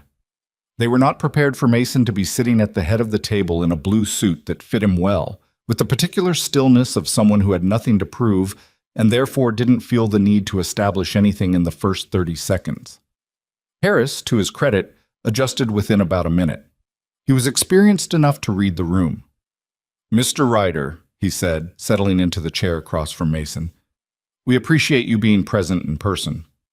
"This seemed worth the trip," Mason said. The meeting ran 2 hours and 17 minutes. Mason let Fletcher carry the technical groundwork, the structural analysis, the specifics of the acquisition positions, the legal standing, and he listened without interrupting, which was something he'd learned long ago was a form of authority that most people underestimated. The room didn't need him to fill the air. It needed him to be real in it. Halfway through, when Harris made the argument that the Delmore Group's position represented an opportunity for RCG to expand its public profile, and that remaining in structural anonymity was, in the current environment, a liability rather than an asset, Mason said quietly, "I've heard that argument before." Harris looked at him. "People have been telling me that visibility is the responsible position for almost 8 years, Mason said. What they mean is that visibility is convenient for them. It makes the companies easier to pressure, easier to manage from the outside, easier to point at." He paused. The companies in RCG's portfolio perform the way they perform because they aren't being managed from the outside. That's not an accident of structure. That's the point of the structure. Bryce, the attorney, tried to reframe it as a governance question. Mason listened to this for 4 minutes and then said, "You're describing a governance concern that doesn't exist in order to create a process that benefits your client. I understand the strategy. I've used versions of it. The answer is no." Fletcher pressed his lips together in the way that, on Fletcher, indicated satisfaction. The meeting ended without resolution in Delmore's favor, and with something in their camp that looked, when Harris stood and shook Mason's hand at the door, like reluctant recalibration. They weren't done. He knew that. But the version of this fight where they'd expected an absent, manageable adversary was over. In the elevator going down, Fletcher said, "Daniel Caverly's involvement." "I know. It's personal for you. It's complicated," Mason said. "Not the same thing." Fletcher nodded. "How do you want to handle Caverly Strategic specifically?" "I don't," Mason said. "Not directly. I want to handle the Delmore Group and let Caverly's involvement be whatever it is. I'm not interested in making it about him." Fletcher looked at him for a moment. "Is that the clean decision or the right one?" "Both," Mason said. "I think." The elevator reached the lobby. He loosened his tie 1/2 inch in the reflection of the polished doors before they opened. "Oh." He called Vivian from the car. She picked up immediately. "How did it go?" "The way I needed it to." He pulled out of the parking structure into the bright midday city. "Fletcher thinks we've changed the shape of the fight. They'll reorganize, come at it differently. But not the angle they were counting on. No." A pause. "Caverly's involvement came up. Fletcher asked how I wanted to handle it." "What did you say?" "I said I wasn't interested in making it about him." She was quiet for a moment. "That's the right call." "I know." He merged into traffic. "How are you?" It was a simple question, and he meant it simply, which she'd learned over the past weeks to receive without reading strategy into it. "I'm fine. I had a long morning. My CFO flagged something in a vendor contract that turned out to be fine, but cost me 3 hours." She paused. "And I've been thinking about something I want to talk to you about. Tonight? If you're free. I'm picking Lily up at 3:30. After that, I'll come to Glenfield. If that's okay, I can come to you. He noticed this, the small evolution of it, that she offered to come to him, to his neighborhood, to the greenhouse with the porch and the sneakers. 6 weeks ago, she hadn't known Glenfield existed. Yeah, he said, come to Glenfield. She arrived at 6, after Lily was fed and nominally managing homework at the kitchen table, and Mason opened the door and she was standing on his porch in a coat with her hair down, and she looked, in the ordinary yellow light of the porch lamp, like someone who had made a decision before getting here and was carrying it carefully. Come in, he said. She came in. Lily looked up from the kitchen table. Hi, Vivian, she said, with the easy familiarity that children had with names they'd decided on. Hi, Lily. Vivian sat down at the table without being asked, which she'd started doing 3 visits ago. What are you working on? Fractions. Lily said it the way people said a weather event they'd been warned about. Fractions are miserable at first, Vivian said, and then suddenly they're not. There's a specific moment where it clicks. What's the problem? What does 3/8 plus 1/4 actually mean? Vivian thought about it. Do you have an orange? Lily looked at Mason. He went to the refrigerator and came back with an orange. Vivian took it and set it on the table and said, Okay, we're going to make this physical. Mason leaned in the kitchen doorway and watched Vivian Ashcroft, CEO of a company currently valued at $1.4 billion, explain fraction addition to his 7-year-old using an orange and a cutting board and the kind of patient, precise language that made it clear she'd taught herself to teach somewhere along the line. Lily watched, asked questions, tried it herself, got it wrong once and tried it again and got it right and said, "Oh," with the particular delight of a thing suddenly understood. Yeah, Vivian said. There it is.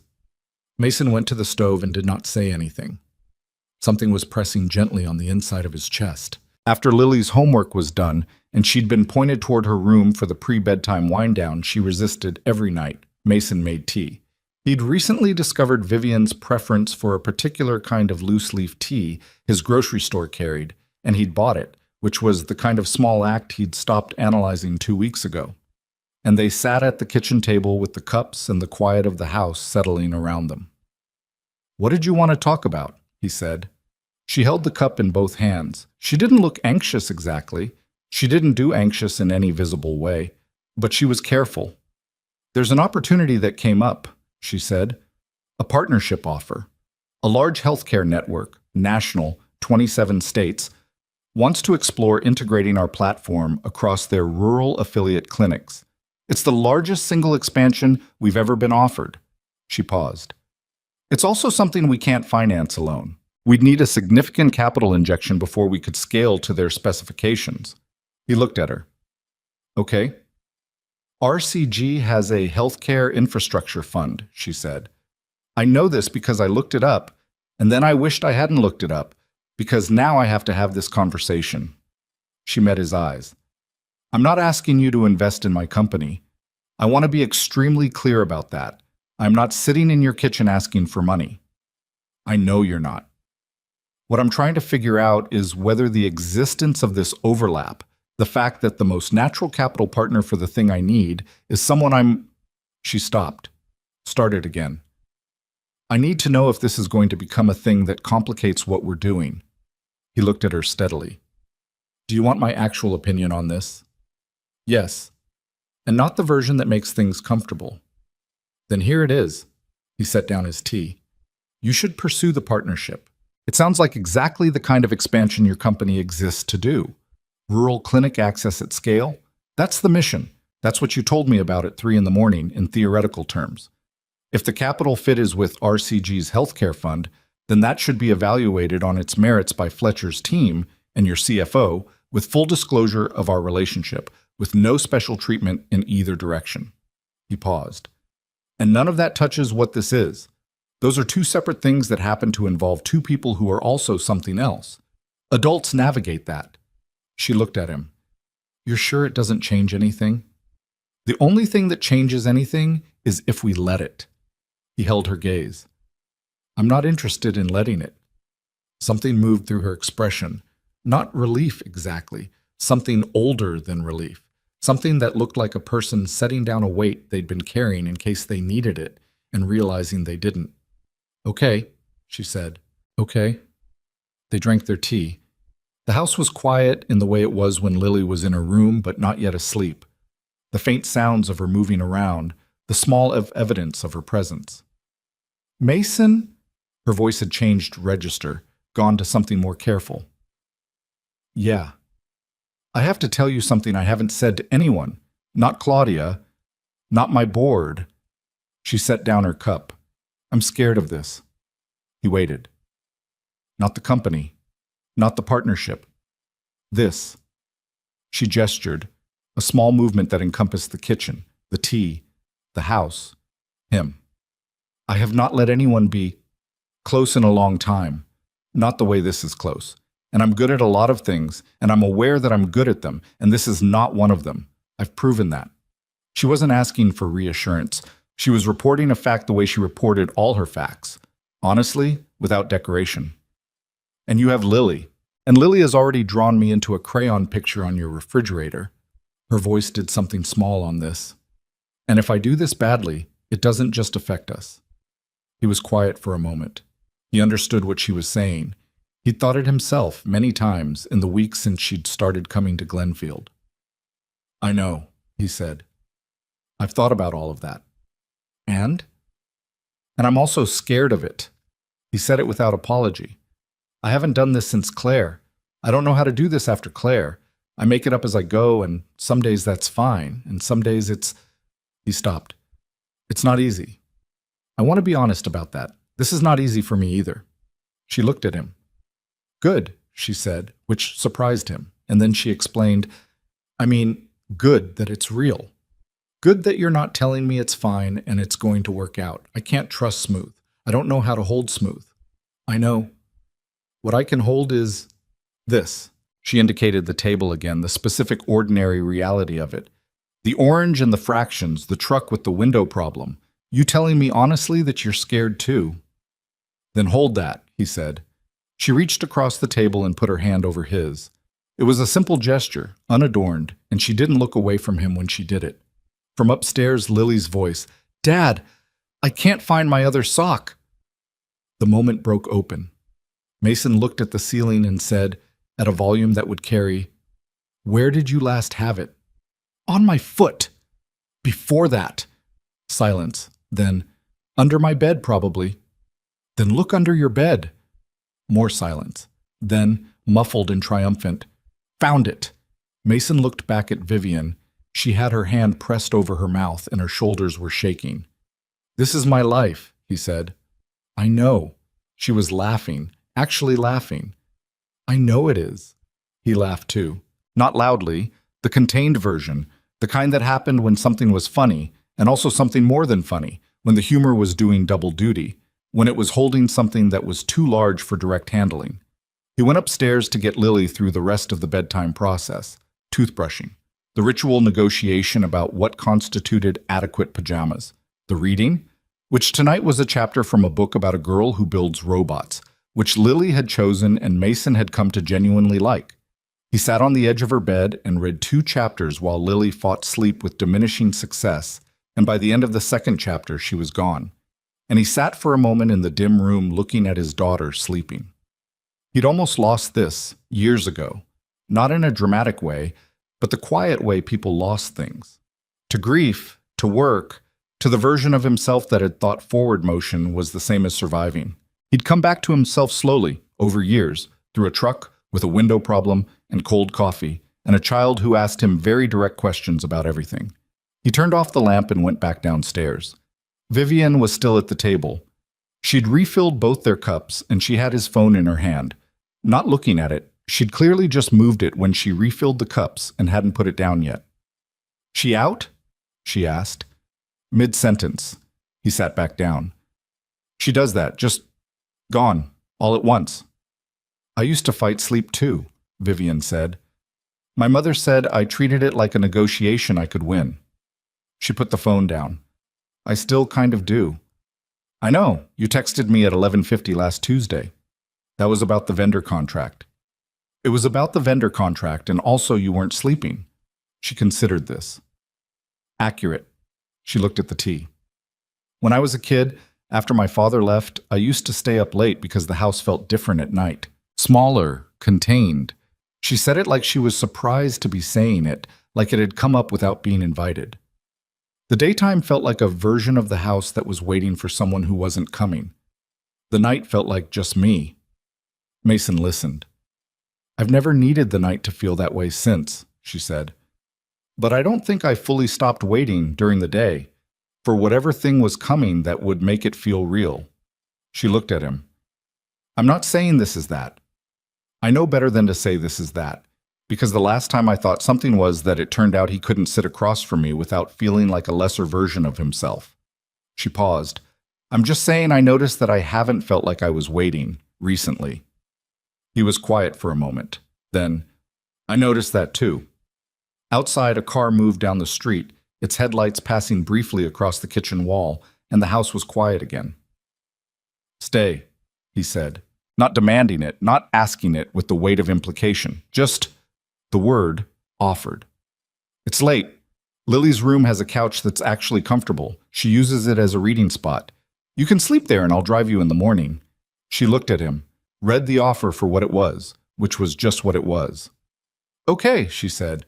Yeah. Okay. He got her a blanket from the hall closet.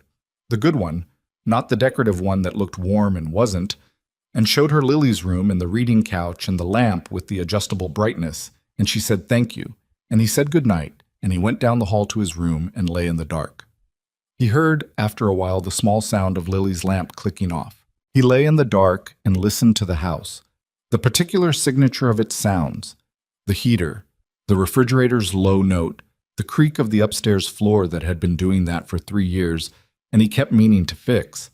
And tonight the house had a different quality, not unrecognizable, just fuller, like a room after someone opened a window. He didn't name what he felt. Naming it felt like less than it was. He closed his eyes. In Lily's room, Vivian lay on the reading couch under the good blanket, looking at the ceiling where Lily had stuck a dozen small plastic stars that caught the ambient light from the window and did their limited glow. There was a poster of deep-sea fish on the wall, just barely visible. She thought about the orange and the fractions, about the crayon drawing on the refrigerator with the misspelled version of her name, about Mason standing in the kitchen doorway watching her teach his daughter and not saying anything, his face doing something she hadn't had words for in the moment and had been looking for words for ever since. She thought about Daniel's name appearing in Fletcher's call, and how she'd felt when Mason told her, not the burn of old injury, but something quieter, almost like finality, the door to something that had been ajar for too long finally closing. She thought about what it would mean to let the next version of her life be this. Not the company. The company was fine, the company was good, the company would expand into 27 states and serve people who needed it, and that mattered. And she wasn't setting it down, but beside it, alongside it, the greenhouse, the fractions, the bedtime sounds, the man down the hall who had told her honestly he was scared and not apologized for it. The plastic stars did their small, inadequate glow. She felt, underneath the careful architecture of everything she'd built to be fine, something she'd been insisting was fine. Slowly stopped needing to insist. In the morning, Lily came downstairs and found Vivian making coffee. Not great coffee, the grocery store kind, but coffee. And stopped in the kitchen doorway with the expression of someone updating a belief system in real time. You stayed, she said. Your dad let me use the couch in your room. I hope that's okay. Lily thought about it. The couch is really comfortable. It is. I picked it out myself at the furniture store. I sat on 7 couches. You chose well. Vivian handed her a cup of orange juice, which she'd found in the refrigerator while looking for the coffee filters.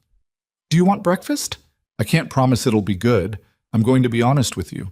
I'm better at coffee than food. Lily climbed onto her kitchen chair. Dad usually does eggs. Then we wait for Dad, Vivian said, sitting across from her. Tell me more about the anglerfish. Lily told her about the anglerfish. Mason came downstairs 8 minutes later, showered and in a t-shirt and jeans, and stopped briefly in the kitchen doorway at the sound of his daughter explaining bioluminescence to Vivienne, who was listening with her chin on her hand and asking specific follow-up questions that Lily was visibly delighted by. He stood there for a moment. Neither of them noticed him yet. He went to the stove and started the eggs.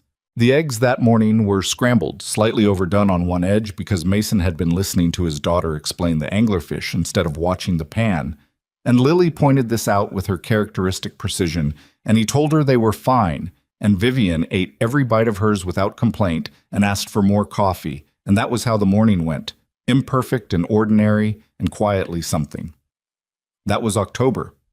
By November, Vivienne had a drawer in the Glenfield house.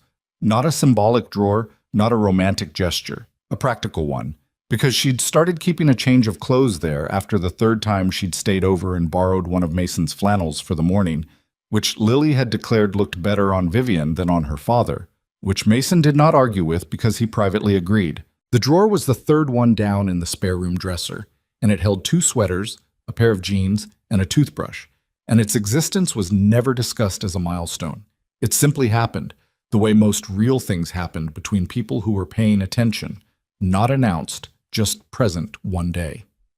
Her CFO, a sharp, direct woman named Renata, had asked her in a Tuesday morning budget review whether she was sleeping differently, because her decision turnaround on 3 consecutive proposals had been faster than usual and less second-guessed. Vivienne had said she was fine. Renata had looked at her for a moment and said, "Fine is an interesting word for whatever that is on your face," and returned to the budget without further comment, which was exactly why Vivienne trusted her. Claudia, her assistant, had been more direct. "You're leaving before 7 now. You've done that 4 times this month. For context, in the 18 months before this, you left before 7 twice, and both times there was a reason involving a flight." "I have things to do in the evenings," Vivienne said. "You have a person," Claudia said. Vivienne opened a document on her screen. "Was there something else you needed?" "No," Claudia said, and left, and Vivienne could hear her smiling through the closed door, which was annoying and also fine.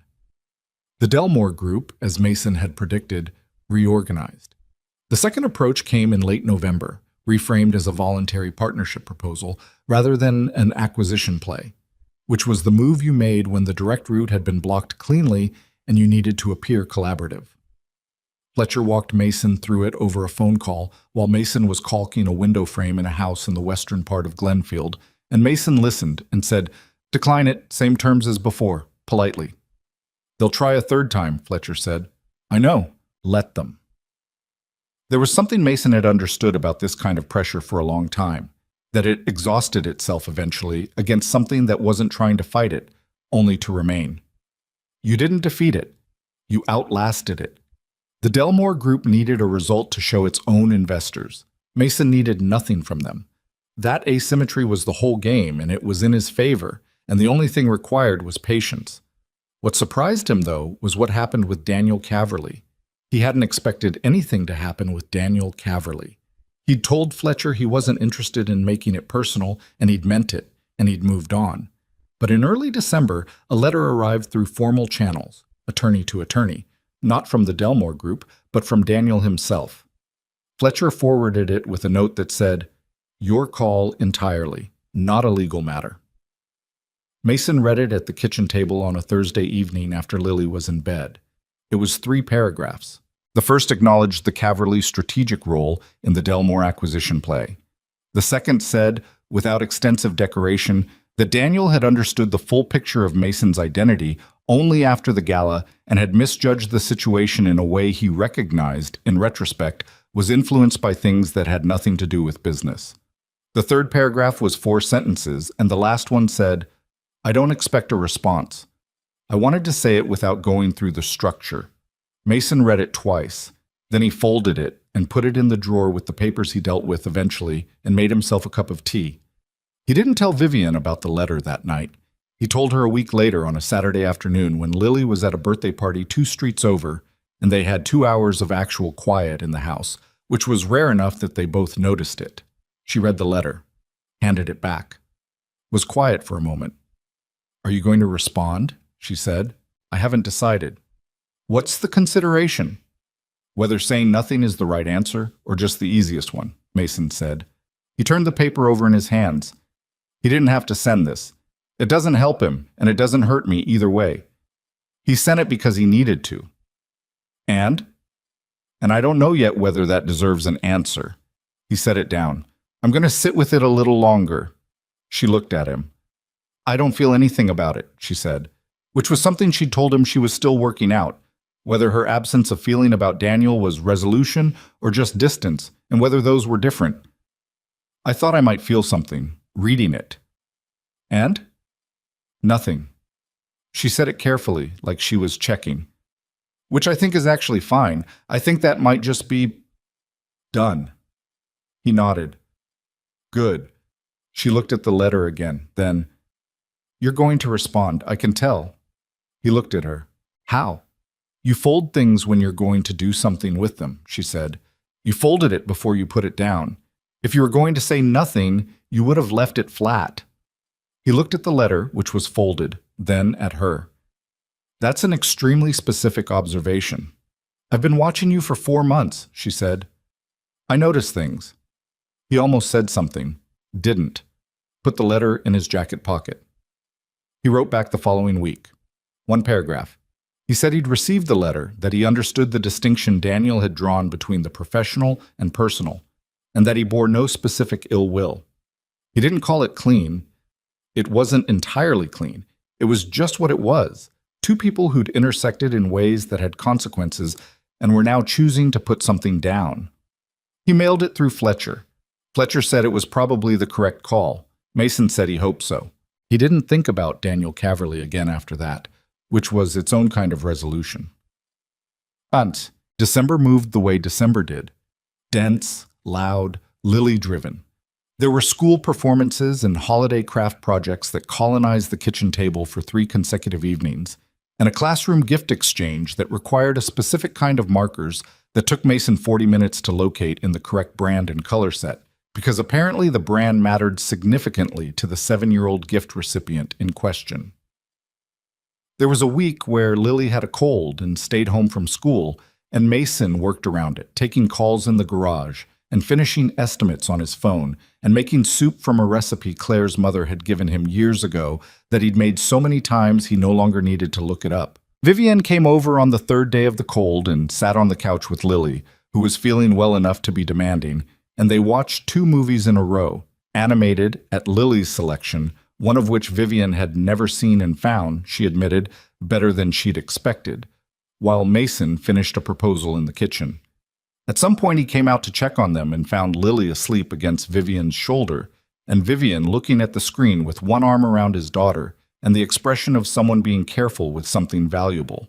He stood in the doorway for a moment. She looked over, saw him looking. Neither of them said anything. He went back to the kitchen. Later, after he'd carried Lily to bed and come back downstairs, Vivienne was still on the couch, the movie credits rolling, her shoes off. She looked tired in the way that was comfortable rather than depleted. She runs warm, she said. Lily, even when she's sick. I kept thinking she was too hot. She runs warm when she's healthy too, Mason said. I asked the pediatrician about it once. He said some kids just run warm. It's fine. I didn't know that was a thing.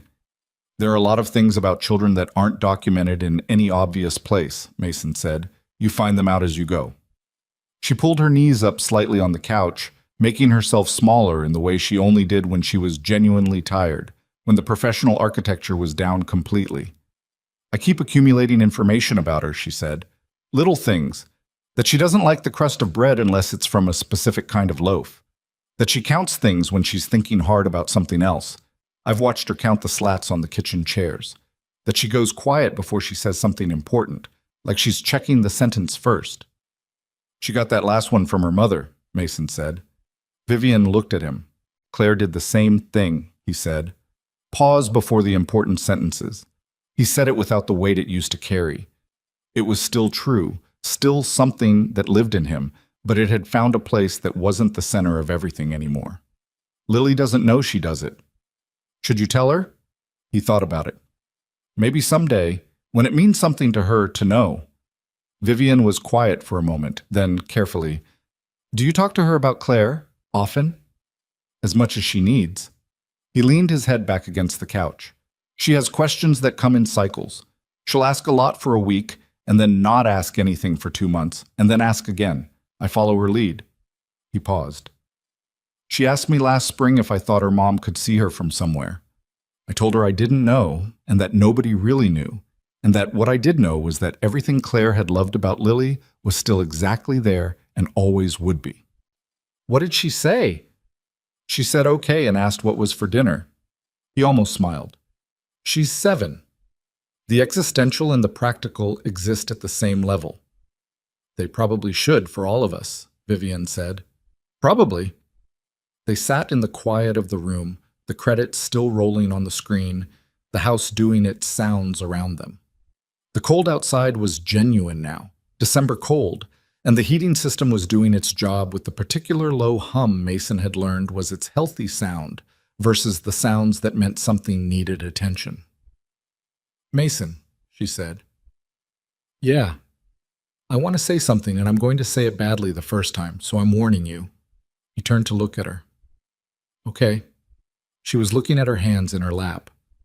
I've been thinking about what this is, what we are, and I keep landing in the same place, which is that I've been trying to find a clean way to categorize it, because that's what I do with things I care about. I try to understand them structurally so I can protect them. And the thing I keep running up against is that it doesn't have a clean category, and that's not a problem. She paused. I've spent my whole adult life making myself into someone who didn't need anything she didn't have, which sounds like strength and is actually armor, he said. Yes. She looked at him. And I'm not saying I want to stop being careful. I'm always going to be someone who checks the angles, and I'm always going to run a little cold in the morning before I've had coffee, and I'm going to make decisions that feel unilateral because I think faster than I communicate, and that's going to be frustrating sometimes. I know. I'm not going to be easy. I know that too. And you have Lily, she said, who I am not. I don't want to overstate what I am to her or what she is to me. She's not mine. I know that. But I also... She stopped. She drew me in the picture on the refrigerator. She told me about the anglerfish for 40 minutes and expected me to follow it, and I did. I want to follow it. Her voice was steady and also had something underneath the steadiness that wasn't quite. I want to be in the picture. I don't know exactly what that means yet in any formal way, but I know that it's true. He looked at her for a long moment. Vivian, he said, I told you I was going to say it badly. You said it fine. He reached over and took her hand the same way she'd taken his across the kitchen table weeks ago. Simple, unremarkable in form, significant in what it was. I want you in the picture. She let out a breath. Small, controlled, but real. Okay. Okay, he said. She leaned her head against his shoulder. He let her. The movie had ended and the screen had gone to a menu and the house was quiet. And outside December was doing what December did, cold and dark and still. And in the room the heat was working and his daughter was asleep upstairs and the woman beside him was warm in the specific way that people were warm when they'd stopped bracing. January came with its cold clarity, and with it the news that the Delmore Group had withdrawn its interest in the RCG-held portfolio companies, quietly, without announcement, through the structural channels that meant it simply stopped appearing in the paperwork. Fletcher called to relay this with his characteristic absence of celebration. Mason said, "Good," and went back to replacing a section of rotted deckboard in a house on the south end of Glenfield. He told Vivian over dinner that evening, at the table in his kitchen, with Lily between them arguing about whether the broccoli could be moved to the edge of the plate and thus technically consumed without being eaten. The argument about the broccoli went on for several minutes and resolved, as it always did, ambiguously. And then Mason said, "Delmore's out," and Vivian looked up from her own plate and said, "Officially?" And he said, "Officially." And that was the whole conversation about it, because Lily then wanted to know who Delmore was, and they both said, "Nobody, eat your broccoli," at the same moment, and then looked at each other, startled by the synchronization, and Lily pointed at them both and said, "You said the same thing at the same time. You have to get married now." There was a silence. the kind that lasted just long enough to become a different kind of silence. "That's not actually a rule," Mason said. "It is," Lily said with complete confidence. "Emma told me, in gym class." "Emma in gym class is not a legal authority," Mason said. "She's very sure about it," Lily said. Vivian was looking at her plate, but her mouth was doing something. "Eat your broccoli," Mason said to Lily, and the moment passed and dinner continued, and nothing was said about it. But later, after Lily was in bed, Vivian was at the sink washing up. She'd started doing this on evenings she stayed for dinner, just picked it up naturally, and Mason had stopped trying to redirect it because she was clearly not asking permission. And Mason came to stand beside her and dry. "The gym class rule," he said. "I know," she said. Lily's not wrong that it would be logical. She was quiet, washing a cup carefully, more carefully than it required. "She's 7. She thinks things work because Emma said so." "She's not wrong about everything." Vivian set the cup in the drying rack. She didn't look at him yet. "Mason," she said. "I'm not doing it now," he said. "I want to be clear about that. This isn't that conversation. I'm just saying that a 7-year-old who counts chair slats and checks her sentences noticed something true about us, which is not surprising because she's sharp, and I thought it was worth naming." He dried the cup. "That's all." She looked at him now. Something in her face was open in a way she didn't manage constantly. The specific openness that showed up when she was too tired for the careful version of herself, or when something got through before she could assess it. "Okay," she said. "Okay," he said. They finished the dishes. She stayed. Checked. The thing about time, Mason had learned, was that it didn't actually heal anything. That was a story people told to make the arithmetic of grief feel manageable. What time did was accumulate. It put other things next to the hard things until the hard things were still there but surrounded, contextual, held by everything that had also happened. Claire was still there. She was in Lily's way of going quiet before important sentences. In the soup recipe Mason no longer needed to look up. In the specific quality of silence in the house on evenings that felt like grief had come back for a visit. She would always be there. He'd made peace with the fact that making peace with it wasn't a destination. It was a recurring practice. He thought about this on an afternoon in late February, sitting on the back porch of his house in a coat, because it was still cold, but the light had changed. The specific shift of late winter light that was technically the same sun, but landed differently, promised something. And Lily was inside doing a project, and Vivian was inside making tea, and he could hear them talking through the cracked screen door, Lily explaining something about her project with her characteristic thoroughness, and Vivian asking questions with her characteristic precision.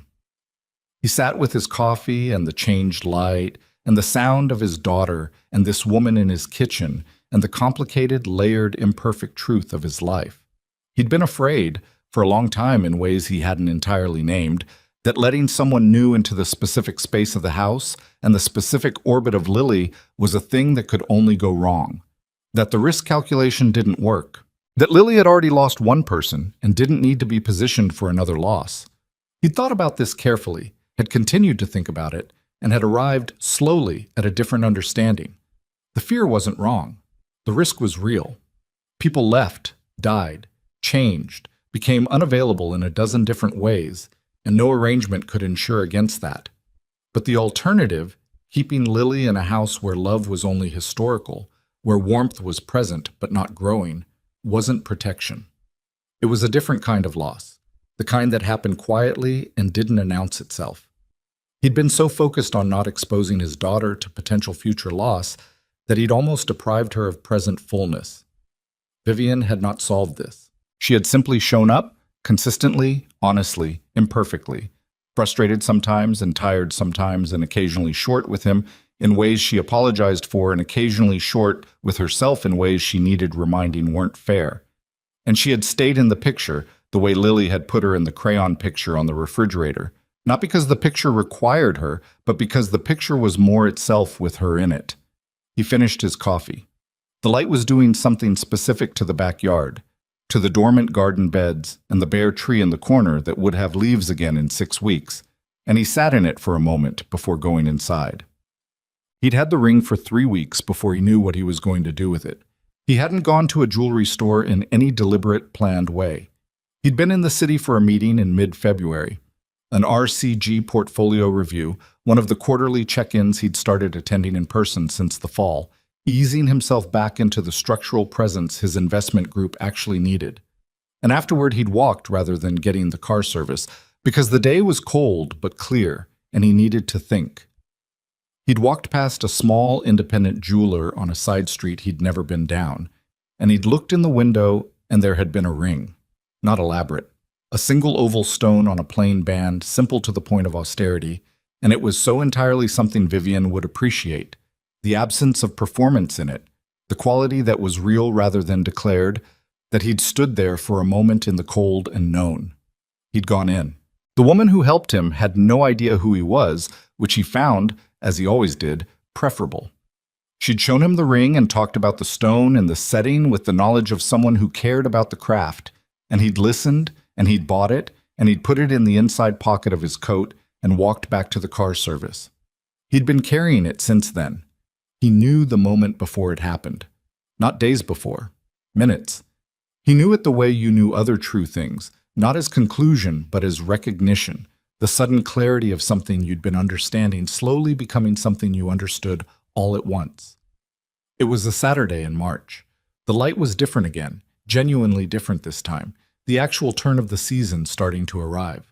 Lily had a soccer game. She'd joined a league in January, Mason's attempt to find an activity she'd enjoy that wasn't exclusively solitary and indoor, and she'd taken to it with unexpected enthusiasm, less for the soccer itself than for the social ecosystem of the team, which suited her fundamentally social nature.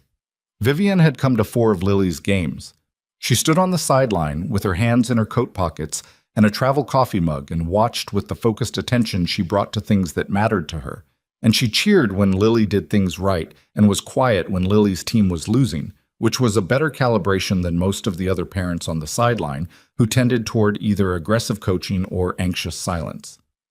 The game ended in a draw, which satisfied nobody and upset nobody, the optimal soccer outcome for a team of 7-year-olds. Lily came off the field with grass on her knees and the particular overheated happiness of a child who'd been running outside for 45 minutes, and she went immediately to Mason and then to Vivian, and Vivian handed her the extra water bottle she'd been holding since halftime, which she'd thought to bring without being asked. They walked back to the truck through the park. There was a path between the soccer fields and the parking area, lined with the beginning of something green, the actual early grass of March, and the light was doing what it had been promising to do since February. Lily was between them, walking with the slightly uncoordinated energy of a child post-exertion, listing occasionally toward one and then the other of them, and she reached up and took Mason's hand on her left side and then, after a moment, took Vivian's hand on her right, without comment, without ceremony, just because her hands were available and Lily's hands were looking for something to hold. Vivian looked down at Lily's hand in hers. Then she looked up and across Lily at Mason. He looked back. The path, the grass, the March light, his daughter between them, holding both their hands, completely unaware of what the gesture was containing. He knew. "Hey," he said to Lily, "go check if the other water bottle is in the truck, would you? The blue one." "Why?" "I want to make sure we have it." "Can't you check?" "Lily." She recognized the voice. She let go of both their hands and ran ahead to the truck, which was visible from where they stood, not far. He stopped walking. Vivian stopped beside him. He reached into his coat pocket. She looked at what was in his hand, and something happened to her face. Not shock, not the performed surprise of a staged moment, but the real thing. The specific expression of someone receiving information they'd known was coming and finding it still more than they'd prepared for. "I know this isn't a restaurant," he said. "I know it's a soccer field parking lot, and it's March, and Lily is about to come back and tell me the blue water bottle isn't there because it's been in the kitchen for a week." He looked at her. "I've been carrying this for 3 weeks waiting for the right moment, and I think I was wrong to wait. I think the right moment is the one that's actually happening, not the one you arrange." She was looking at him with her full attention, which was a specific thing. Vivian's full attention was something you felt, something that had weight. "You once asked me for 1 hour," he said. "A stranger in a cafe. You asked if I'd be your boyfriend for 1 hour. No expectations, no continuation. He paused. I've been thinking about that question a lot. About how much happened from one question. He held up the ring. This is a different question, and I'm asking it because I know what the answer is, and I want to hear you say it. He paused. Will you stay? Not for an hour. Not for the gala or the truck or the drawer in the spare room. For the house and the soccer games and the fractions and the cold coffee on Saturday mornings. For Lily, who already put you in the picture. For me, who... He stopped. Let the honest thing come instead of the careful thing. I love you. That's the one I keep coming back to. I love you, and I'm asking you to stay. She wasn't performing composure. She was just still, completely still. In the way she went still when something was real rather than manageable. I'm not easy, she said. Not a caveat. A fact she wanted both of them to hold. I know. I'm going to run the company for a long time, and it's going to take more than it should sometimes. I know. And I'm going to be bad at some of this. The parts I haven't done before. So am I, he said. I've been a single father for 4 years. I'm still making it up. We'll make it up together. She looked at the ring, at him. Her eyes were doing something she didn't try to manage. That's the most honest proposal I've ever heard, she said. It's the only one I had. From the direction of the truck, Lily's voice. Dad, the blue water bottle's not here. I know, he called back. Thanks. Then why did you send me to look? He looked at Vivian. She let out a sound that was a laugh, and also not only a laugh, something more compressed than laughter. Something that had been waiting for a place to go. Yes, she said. Yes? Obviously, yes. He put the ring on her finger. His hands were not entirely steady, which she noticed and did not comment on. It fit, because he'd had her hand in his enough times to know the size, and the ring was simple and right on her hand the way he'd thought it would be. She looked at it, then at him. He kissed her. Not dramatically. They were in a park in March with a 7-year-old approaching, but actually, fully, the real version. What's happening? Lily said from approximately 5 feet away. They separated. Lily was standing on the path with enormous eyes, looking between them with the expression of someone who has walked into the middle of a scene and is rapidly processing context. Vivian held up her hand. Lily stared at the ring, back at her father, back at Vivian, back at the ring. Is that... She stopped. Did you... Another stop. Are you getting married? We're engaged, Mason said. Which is the step before married? Lily absorbed this.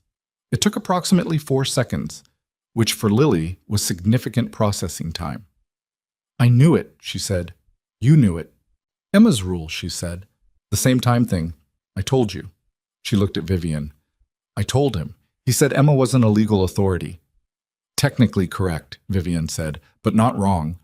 Lily crossed the remaining 5 feet of path and put her arms around both of them at the same time, which required a slightly awkward geometry, but she managed it with the pragmatic force of a child who had decided this was happening and was making it happen. Mason put one arm around his daughter and one around Vivian, and the three of them stood on a path in March, impractically, in the actual turning of the season, and the light was doing what light did when it came back after winter. Too much, and exactly right. There are things they tell you about love in the versions of it that get written down and repeated.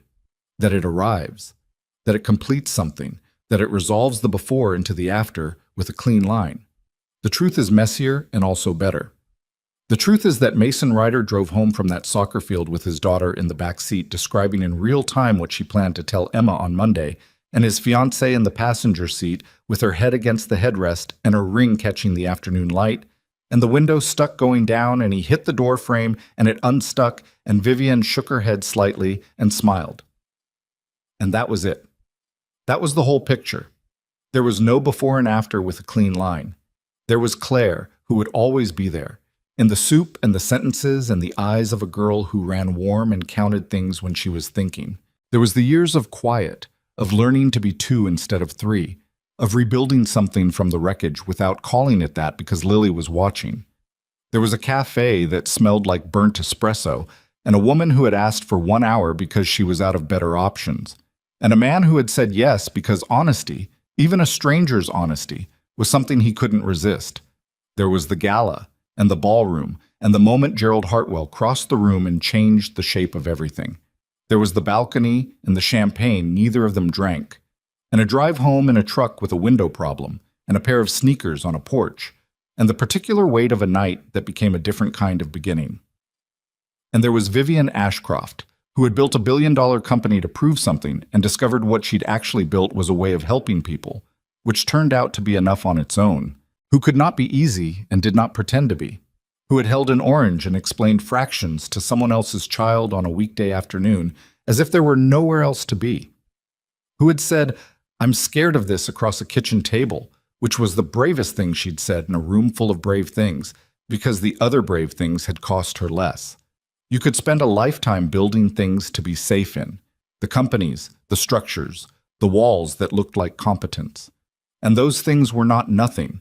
Vivian's company would complete its partnership with the National Healthcare Network the following spring, and the expanded platform would reach rural clinics across 24 states within 2 years. And there were people who had better care because of what she'd built. And that was real and mattered and was worth the cost. Mason's investment group would continue to do what it did, managed carefully, used honestly, the administration of something he'd made and chose to keep making.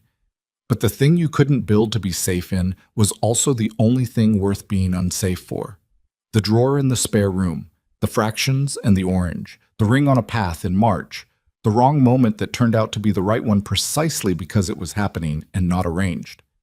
Mason had spent 4 years teaching himself that real was measurable, the furnace that worked, the level deck, the pipe that didn't leak. He'd needed that lesson. He'd needed to know what his hands could hold and fix and make true. But the thing he'd gotten wrong, or not wrong exactly, just incomplete, was thinking that real was only what you could measure.